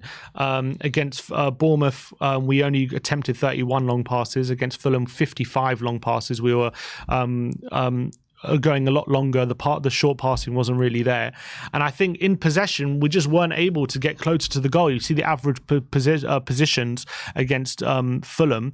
A lot of our average positions are literally in our own half. We weren't able to get into Fulham's half and battle their mid block. Whereas against Bournemouth, it was really pushed up. We were really able to progress the ball, and I just thought in possession the quality was just night and day.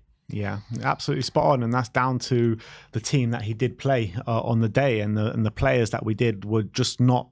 They didn't have the quality to really combat what Fulham were throwing at us and to really progress the ball up the pitch, and we dropped deeper than we usually do on when the first 11 are playing, and that's just a frustrating matter. But moving on to number 3, and that is lack of aggression.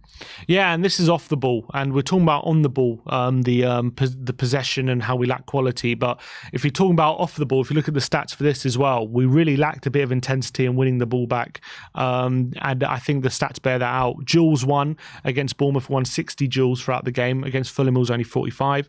Tackles on the day, 16 against Fulham, 22 against Bournemouth, only 16 against Fulham. So there's a big drop off there. Interceptions, we had 12 interceptions against Bournemouth and we had 7 interceptions against Fulham. Aerial duels, we only won 5 yesterday. We won 8 against Bournemouth. So not only was a massive drop off on the ball with quality, off the ball as well, there was a massive drop off in intensity, getting closer to the Fulham players. And I think that even though we had a bit more defensive players on against Fulham, we also lacked that quality defensively as well. Yeah, absolutely spot on. I mean, I don't know what more I can say about that, but you would think like with Skip and Hojbjerg in the middle, the aggression would be there, but it just wasn't, and we just weren't winning the ball back high up the pitch enough, often enough, and it affected us, as you saw on the pitch, quite dramatically, to be honest.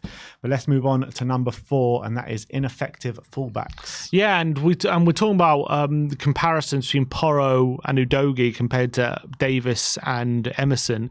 if I look at the average positions between David of Porro and Udogie against Bournemouth, their average position is either central or it's really far high up the pitch and in the wide areas, and really looking to ask questions and stretch the play against the opposition.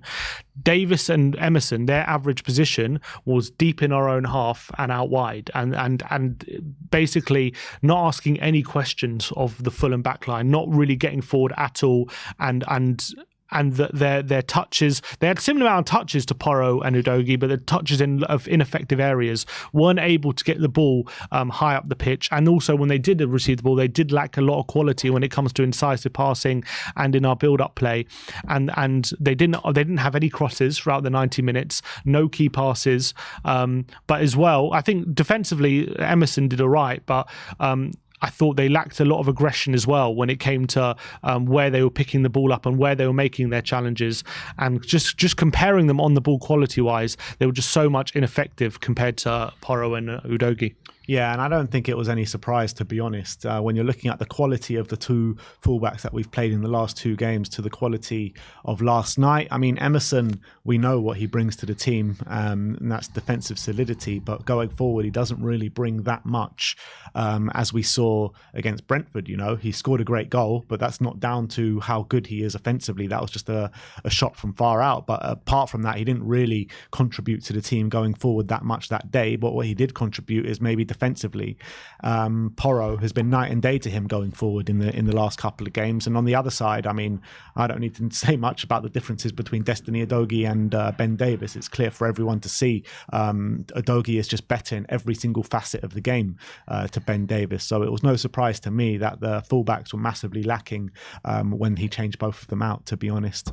But let's move on to the fifth and final takeaway, and that is the standout Mickey van de Ven. Yeah, and for me, he was the only one upholding the standards yesterday throughout the 90 minutes. I thought statistically, he had 96% passing accuracy, which is more than anyone else. He completed 5 of his 7 long passes. I mean, his defensive stats aren't particularly impressive. 1 tackle, 1 interception, 4 clearances, won 2 of his 5 ground duels, won 1 of his 4 aerial duels.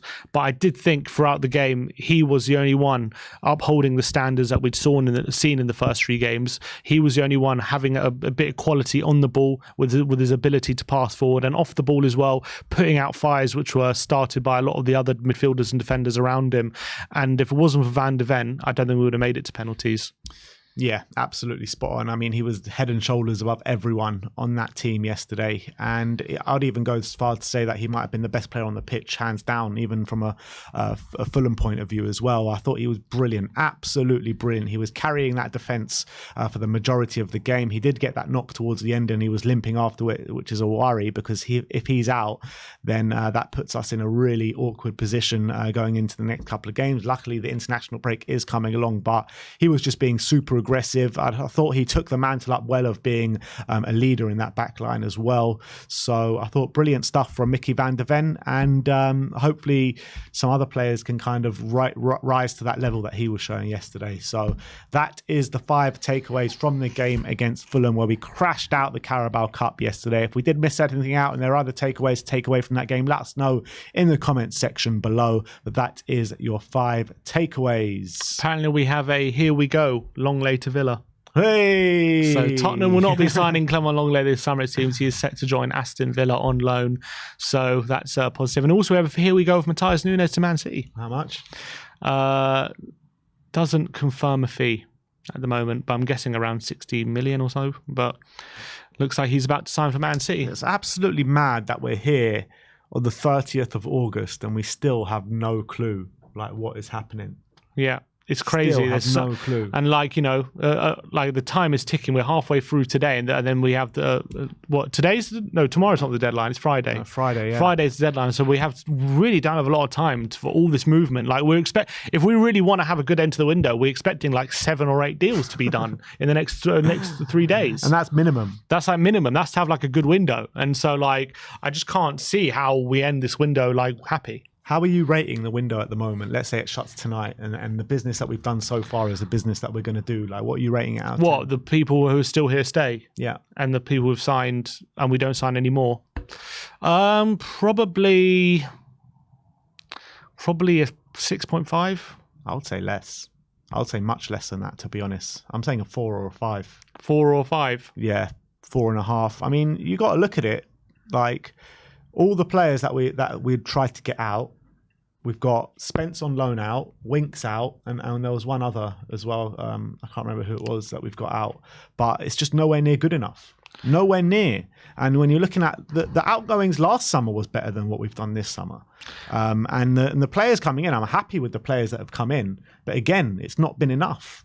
If we, I think if we were in Europe, I would have given it a lot less rating because I think we'd have to rely on these other players a lot more, considering we're only in one competition. If we're lucky with injuries, I do think we have enough to get us to January with our first team at a good level.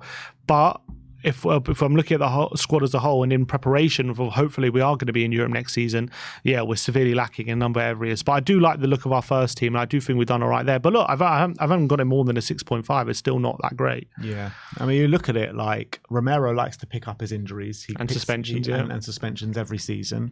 Mickey van der Ven was hobbling yesterday. We don't know the situation with him. Destiny Adoji's come off injured this season. If we get any injury to any of that first 11 that you're talking about, you've got average players to come in. We don't have like good, adequate backups. That's the problem for me. Yeah, it's true. And it's just really frustrating because look, if Romero gets injured, who comes in? Sanchez. Yeah. If Adoji gets injured, Davis has to come in. Right back is okay with Emerson, just about. The number 10, Maddison, gets injured. And he gets his fair share of injuries, Lo Celso, which, he needs to step up. But I don't have that many. I think the quality is there with Lo Celso if you can get it out of him. The midfield too with Skip and Højbjerg to come in on last night's showing, I mean, nowhere near good enough. So, I mean, you're looking at our fringe players.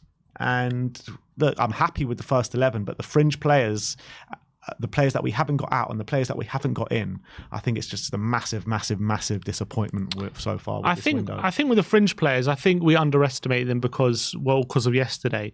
I think yesterday showed more to me that if you have too many of them in the team, then it's a problem. But I'm not as worried if they come in as part of the first team. I reckon they'll be a lot better than what they showed yesterday. The big problem with yesterday is they were all playing together, and that was where where massive problems came about.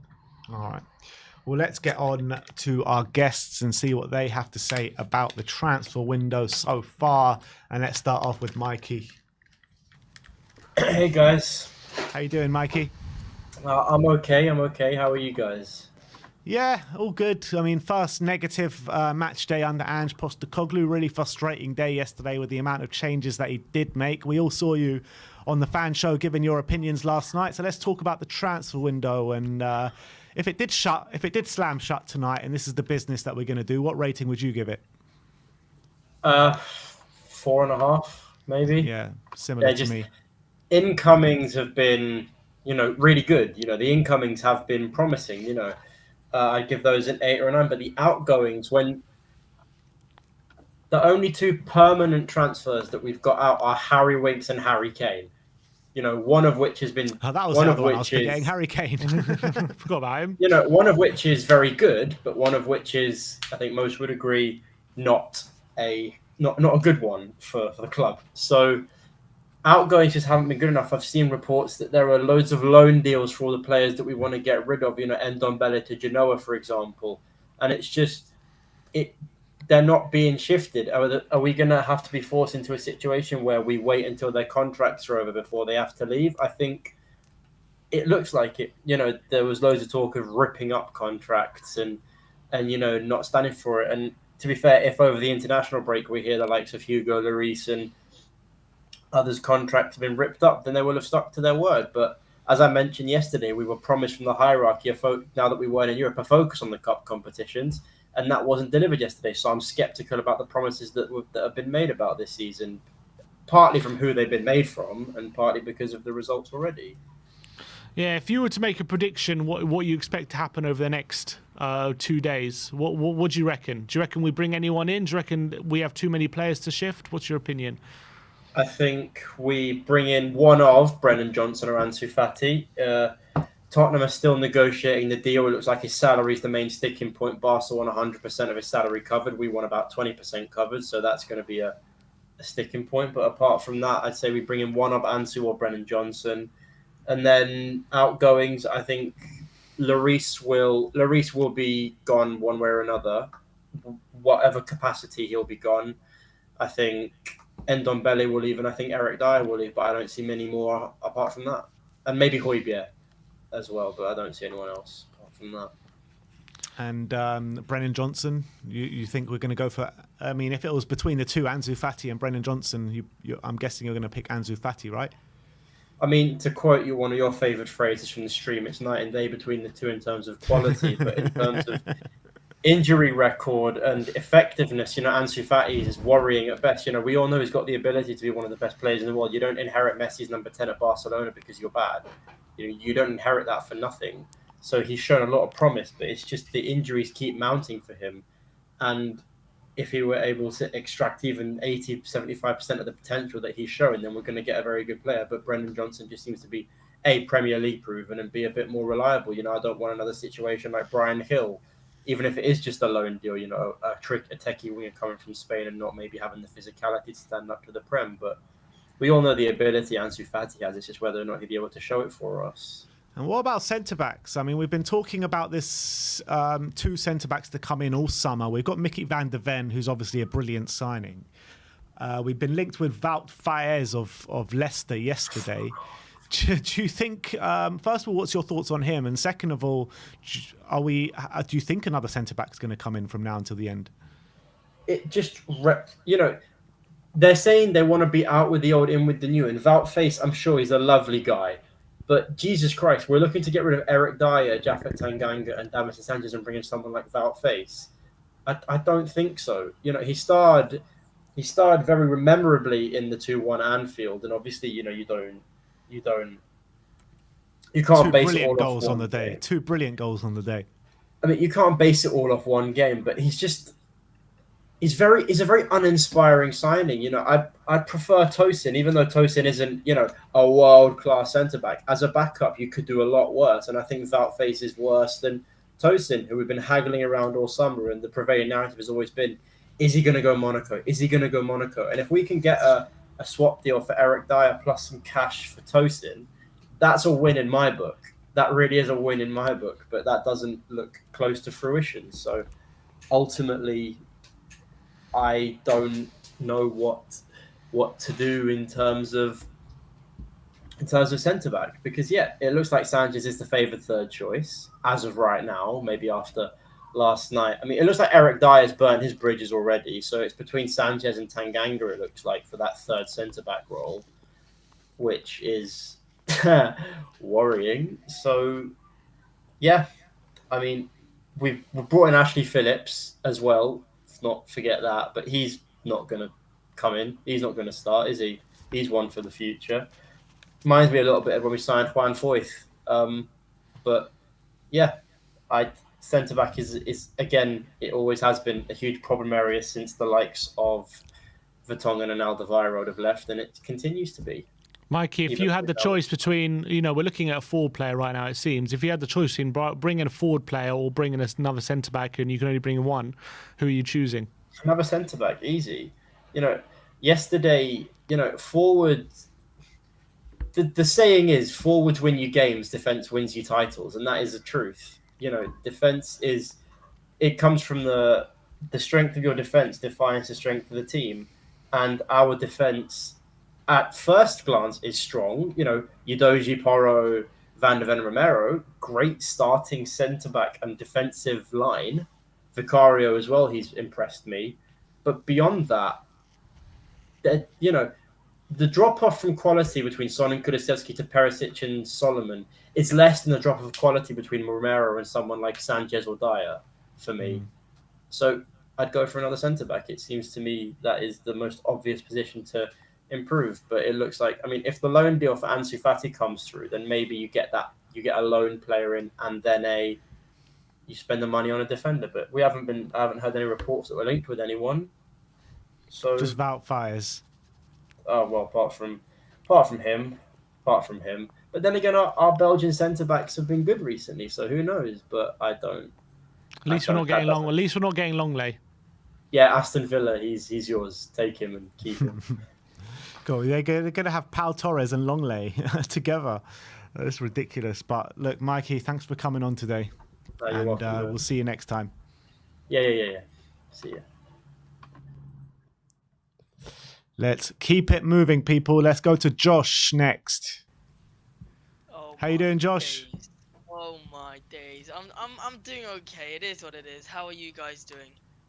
Yeah, all good, man. Just going through the motions. Look. I mean, it was gonna happen one time. One day we were gonna lose. We were gonna lose somehow. I just didn't think it was gonna be like this. Like Still how we unbeaten lost in 90 minutes, Josh. Still unbeaten in 90 minutes. Still unbeaten 90 minutes. You're right. I mean, I was watching the game yesterday with one of your mates. And One of my mates. you know, Elliot Cohen. Oh, yeah.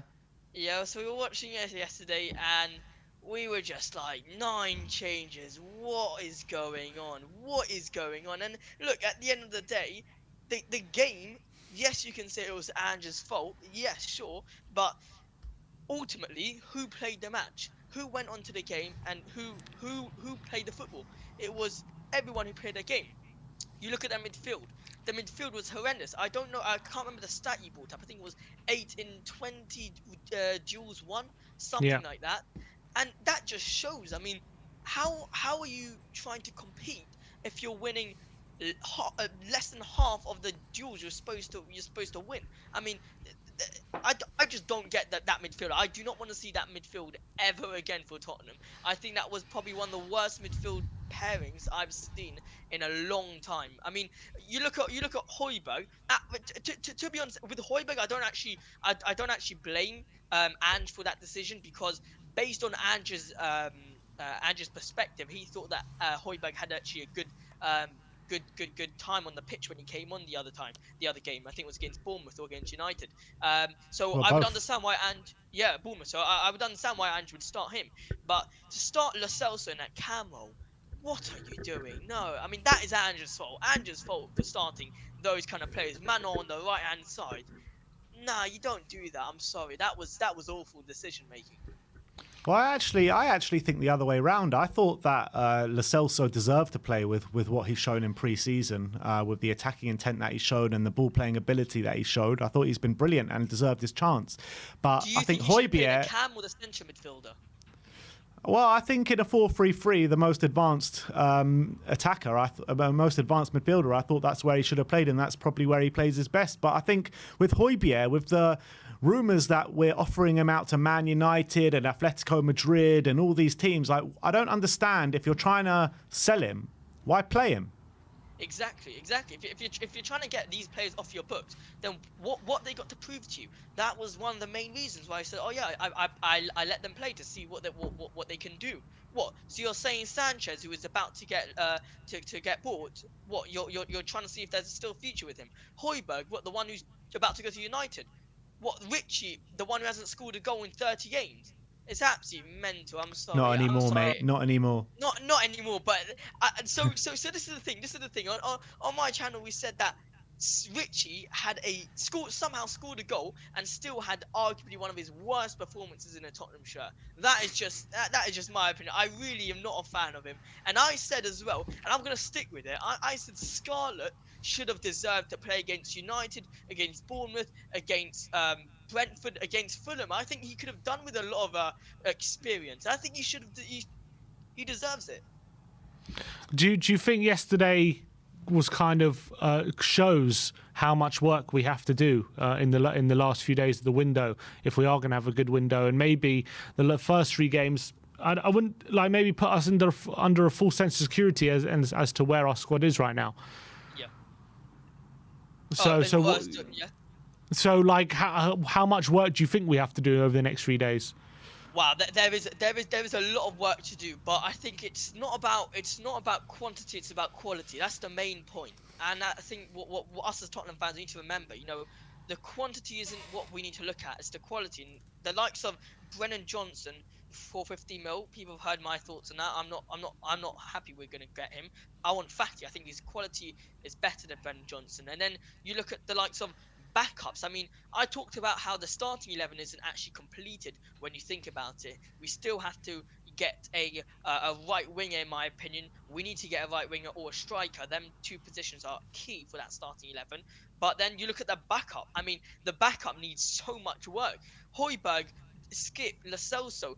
Maybe Lo Celso actually could be a good backup, but that midfield needs definitely a backup. The defense needs backup. I can't remember who said it earlier, but if either Van de Ven or Romero get injured, we're back to plan A, where we have Romero, Eric Dyer or Davinson Sanchez fighting out for that position.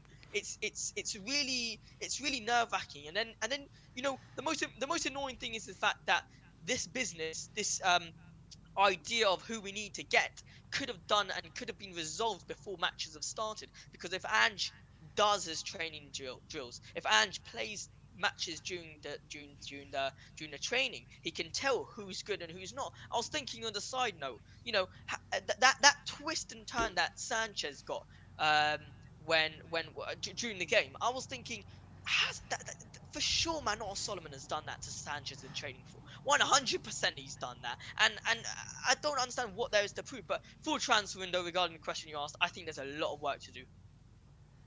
Not much time to do it in. We're currently sitting the 30th of August. The window slammed shut on the 1st of September, 11 p.m. So how much business do you reckon we'll get? That's what I was about to ask you. Let me do the asking the questions here. How many signings how much business do you think we're going to do until the end of the window? Oh, I do not want to answer this because I don't know. It's a tricky one, because if we're talking about probably sign up to 2-3 players. If we actually talk about quality, I only see us getting one loan in. I changed my prediction now. I think I said yesterday, 2 days ago, that we will get around two players in. But now I'm thinking, I think it's going to be one lay in as a loan. I think we're that bad that in terms of transfer windows, and also the annoying thing is that what I said previously is, why have we not looked at this beforehand? Why have we not sat down? Daniel Levy sat down with Andrew and talked about what positions need to be filled in. I think if us as fans can see it from afar, why can't Andrew and his board see it? But in general, look, we've got a lot of work to do towards the end of the transfer window. One signing is not going to be good enough. I was really optimistic for this transfer window, as usual. As being a Tottenham Hotspur fan, that is in my blood. Being hopeful, being optimistic, but we only went and just bottled it the transfer window. Let's be honest, we really have bottled the transfer window. Starting off with the likes of Van de Ven and Maddison being linked. Then you got Solomon, and then we only got Van de Ven done with the game. That's really it. I mean, Alejo Velez is a striker. Well, I don't really understand why he's not playing. I don't understand. I'm not understanding behind the scenes of this guy, why he's not playing. Yeah. Ashley Phillips, I don't understand why he's not playing. Josh, there's a big problem with your audio. We can't really hear you properly.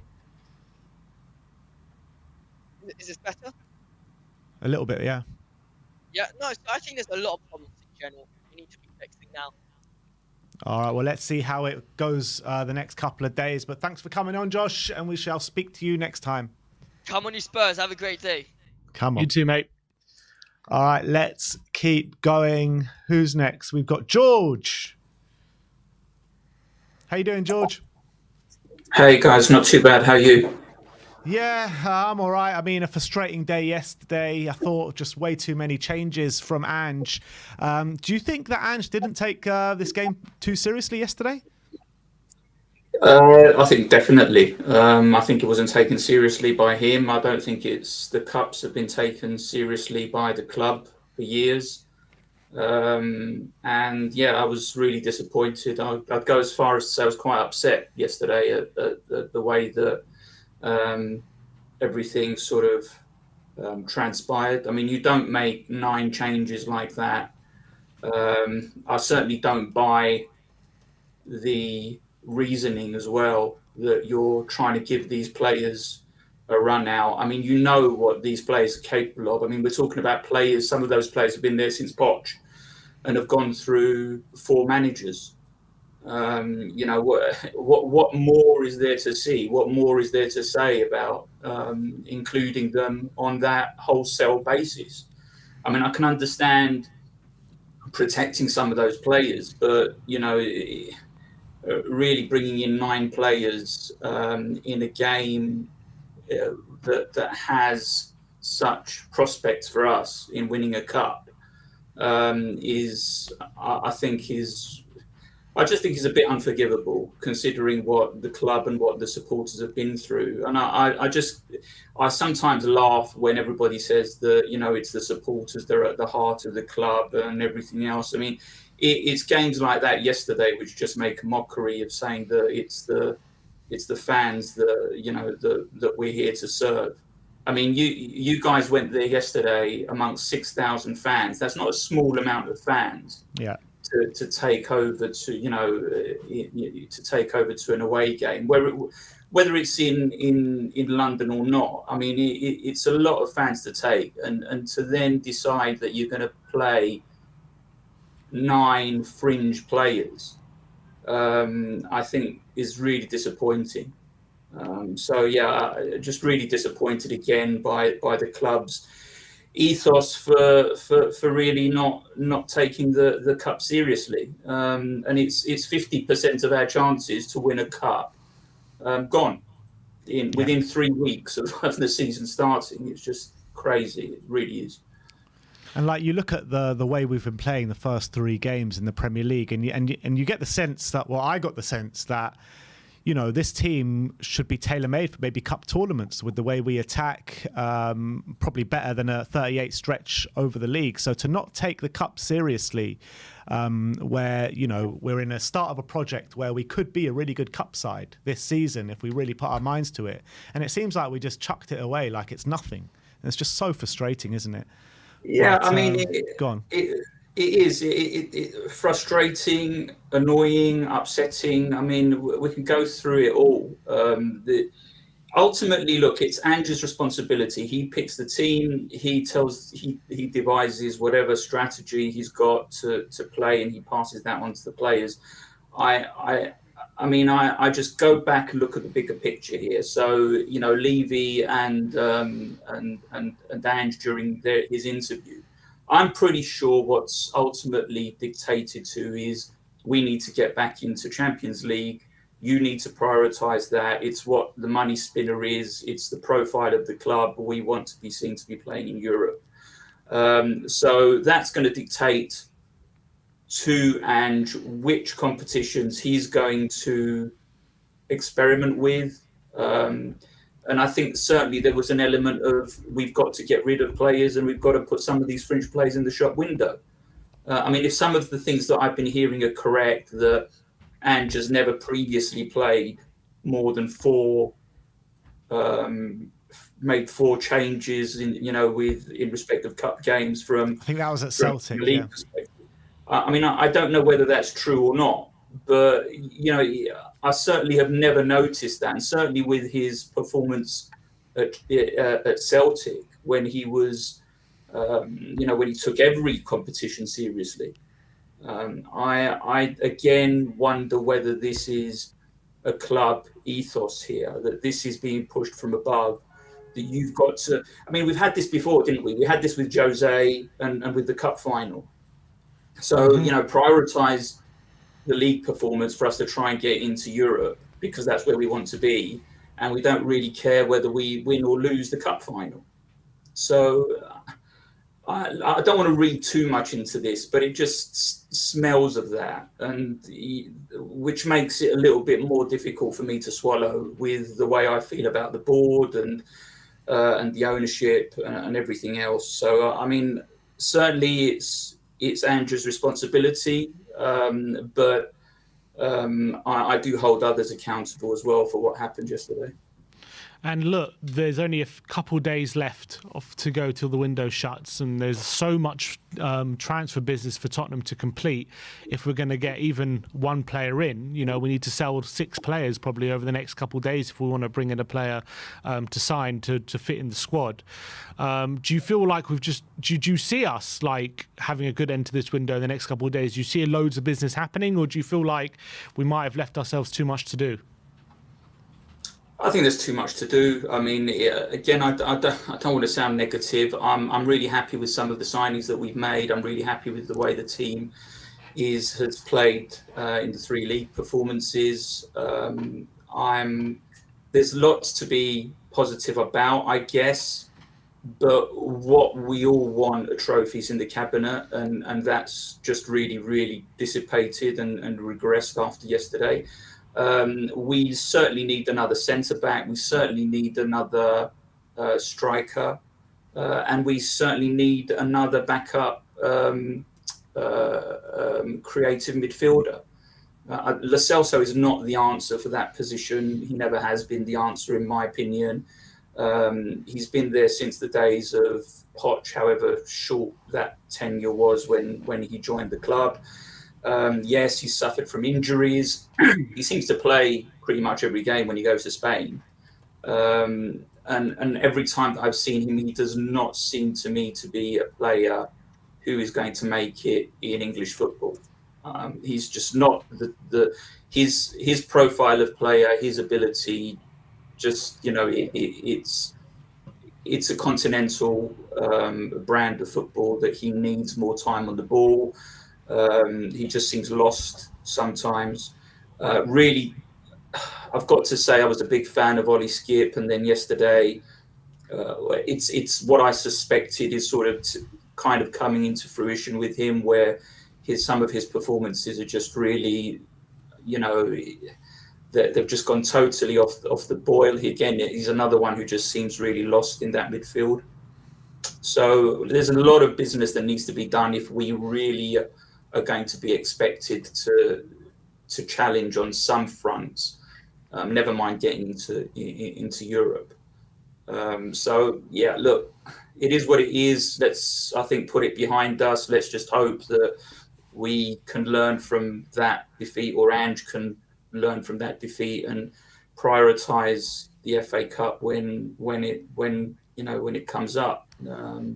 I don't mind going out of any competition as if I feel that we played our best and done our best and left everything on the pitch, but that's certainly not what happened yesterday. And I just got the feeling that we're tinkering where tinkering should not be happening, and I'd rather go out and lose to Burnley than have lost that game and lost the opportunity of winning a cup now. Yeah, absolutely. But George, thank you so much for coming on today, and hopefully we'll speak to you soon. Come on, you Spurs. Come on, you Spurs. All right, and then last but not least, we have got the man, the myth, the legend, KPV. You alright, boys? How you doing, KPV? Fuming, man. What the fuck was all that about? 9 changes. He's never made 9. Like, you heard Brian yesterday. We all heard Brian yesterday, KPV. He made 4 changes when he was at Celtic in these cup competitions. Not this one, but the other ones when he was in Scotland. Like, 4, not 9. Fucking hell. When is it gonna end? Seriously. Ended yesterday, mate. We're out of the cup. Like, 9 changes. Like, seriously. Should have kept the same 11 that beat Man U and Bournemouth in the space of a week. Like, if Vicario is in goal, he would have saved them penalties and we would have gone through. But Sanchez stepping up to take the 3rd penalty. Ben Davies and Højbjerg didn't want to take one. Like, because they would have scored. As I said last night, Ben Davies won this competition with Swansea in 2013, so he's won it already. So, but this reminds me of the Euro 2020 final when Saka, Sancho, and Rashford step up to take a penalty, and then Saka gets racially abused after that. But, like, there's no room for racism, man. And you watch, Sanchez is going to end up getting abused. And no one deserves that.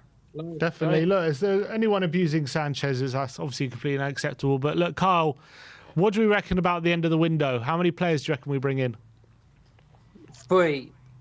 3 players? 3, man. Like, 3. 3. What players?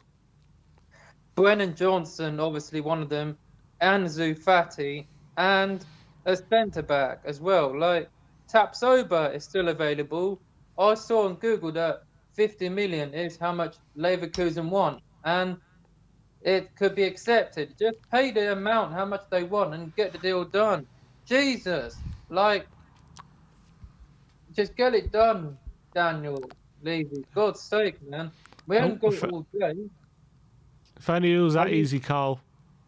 I'm telling you, man. Like, we ain't got all day. There's 1 day left of the window tomorrow, and then Friday. Who doesn't love deadline day? Who's gonna be watching? I will. And like I Who said doesn't last like night, deadline day? Spurs fans don't like deadline day. like Brian and I have been saying this, that whoever we get on deadline day will not top that Van der Vaart deadline day signing in 2010. That's never going to top that. Like, KPV, you're going to come into the camera. I'm here, man. Just, I was just playing some FIFA, man. Like, I see, you're multitasking. What are you calling it to play FIFA at the same time? no, I was before. Well, George and the others were speaking. I was just playing. Like, yeah, because it's what I do, man. Like, I'm just waiting for September to hurry up because I've got plans, man. So I'm waiting for the month to come and then got plans, man. So, yeah, deadline day. Who doesn't love deadline day? People, other teams, but like I've said on when I was Tottenham on tour, Skip is not a championship player or average, bruv. Like, just stop calling him a championship player. Fucking hell. He ain't. Enough of this. People in the chat can fuck off. He ain't a championship player. Leave it. You saw his goal against Chelsea last season, scored a banger, and I'd give him a 10, but people need to stop saying some bad stuff about him. I still support him. I still love Skip. So it will come good. Like, hopefully it's not a serious injury for Van der Ven. Madison was just a precaution. So hopefully it's not a serious injury because we're going to go back to square one again. Sanchez come in. When was the last time he won a game with Sanchez, Davis and Royale? That's right. It was the North London derby at the Tottenham Hotspur Stadium. 3-0 in May last year, not May this year, last year. So It's been a long time. It's been a long time, Kyle. The atmosphere, though, since you two went. So, but we have to wait till January now for the FA Cup. Like, I just don't want Fulham again. Fulham, they weren't really great, to be honest, yesterday. The good thing is, Carlos Vinicius didn't even come on or start. So, but Silver linings. Yeah. The one man who always seems to turn up is Will Jimenez. Like, who always seems to turn up. He's basically the new Joel Linton. They both always seem to turn up against us. So, but who cares? Who gives a damn? Like, bring on Burnley. Like, just keep the 11 that started against Brentford. Well, Bournemouth, Man United. So, bring that 11 back in. Son, we need to maybe start him on the bench because, as I stated, he scored a hat-trick against Leicester when he came off the bench last season. So I know he's captain, but maybe give the captain's armband to Madison for at least a few games. Then you never know, he might come off and score. Like, it's what he does. So, like, get Sanchez out, man. I'm done with him. Like, shit, he ain't good enough. Get rid of the Colombian centre-back. Go back to Holland. Or go somewhere else. Not with us, man. I don't like him. Like, Toby Alderweireld will be playing with us, so I'll be watching Antwerp in the Champions League leg playoff. So, and yesterday was the anniversary we signed the GOAT Moussa Dembele in 2012. Should bring him back. Bring him Bring back. him back, man. Bring the GOAT bring him back. Carl, No, what's your score on FIFA at the moment? What? Score? Yeah. I've only just started playing, Oos. Like, I just played the game already, and I'm into the last one on squad battles, and What was the score in the last game that you played? 26-0. 26-0 to the opposition or to you? Me, man. I've got some banging players. I've got some sick players. I got Roberto Carlos, and I packed R9, but I put him in an SBC because I got Striker Noy and I got Philip Lahm, who I always pack. Like, Philip Lahm. You packed R9 and you gave him away in an SBC?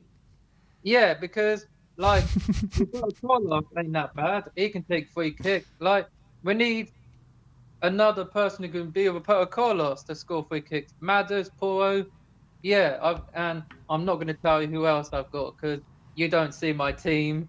I packed team this season Salah and Kane, and I've got that Carl Walker goalkeeper card and Dudek and Casillas. So I've got a banging team. So You're going to sell any? It's going to sell any of them to Spurs? We could do some of those. Ultimate team, like this is ultimate team, fella. I've got the Real Madrid shirt on it and the Tottenham shirt, but my theme song I'm playing at the Bernabeu, mate, because it's something you lot don't even use on FIFA. Just maybe play at the Bernabeu, Tottenham Hotspur Stadium, maybe, but I'd recommend you use Bernabeu Stadium because. All right. Big up, KPV. I think we'll use the Bernabeu from now on. We've decided. There you go. We want everyone in the chat wants to see you bring back some FIFA content like you've been promising, but I am still a platinum We member. haven't been promising. You've been demanding. He's Well, promised I on don't our care, behalf. man. I don't care, man. Bring it back, dude. Bring the FIFA content back. All right, They already- KPV, thanks for coming on today, man. Great call Let as me on. always. And as always, Levy out. Brian Daigle in. Over and out.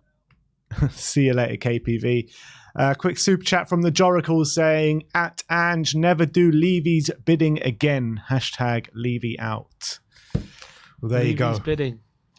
That is another stream done and dusted for you guys. A big Tottenham update on the way very, very soon. But thank you, everyone, for joining us today. Like, subscribe, and comment. And as always, come on, you Spurs.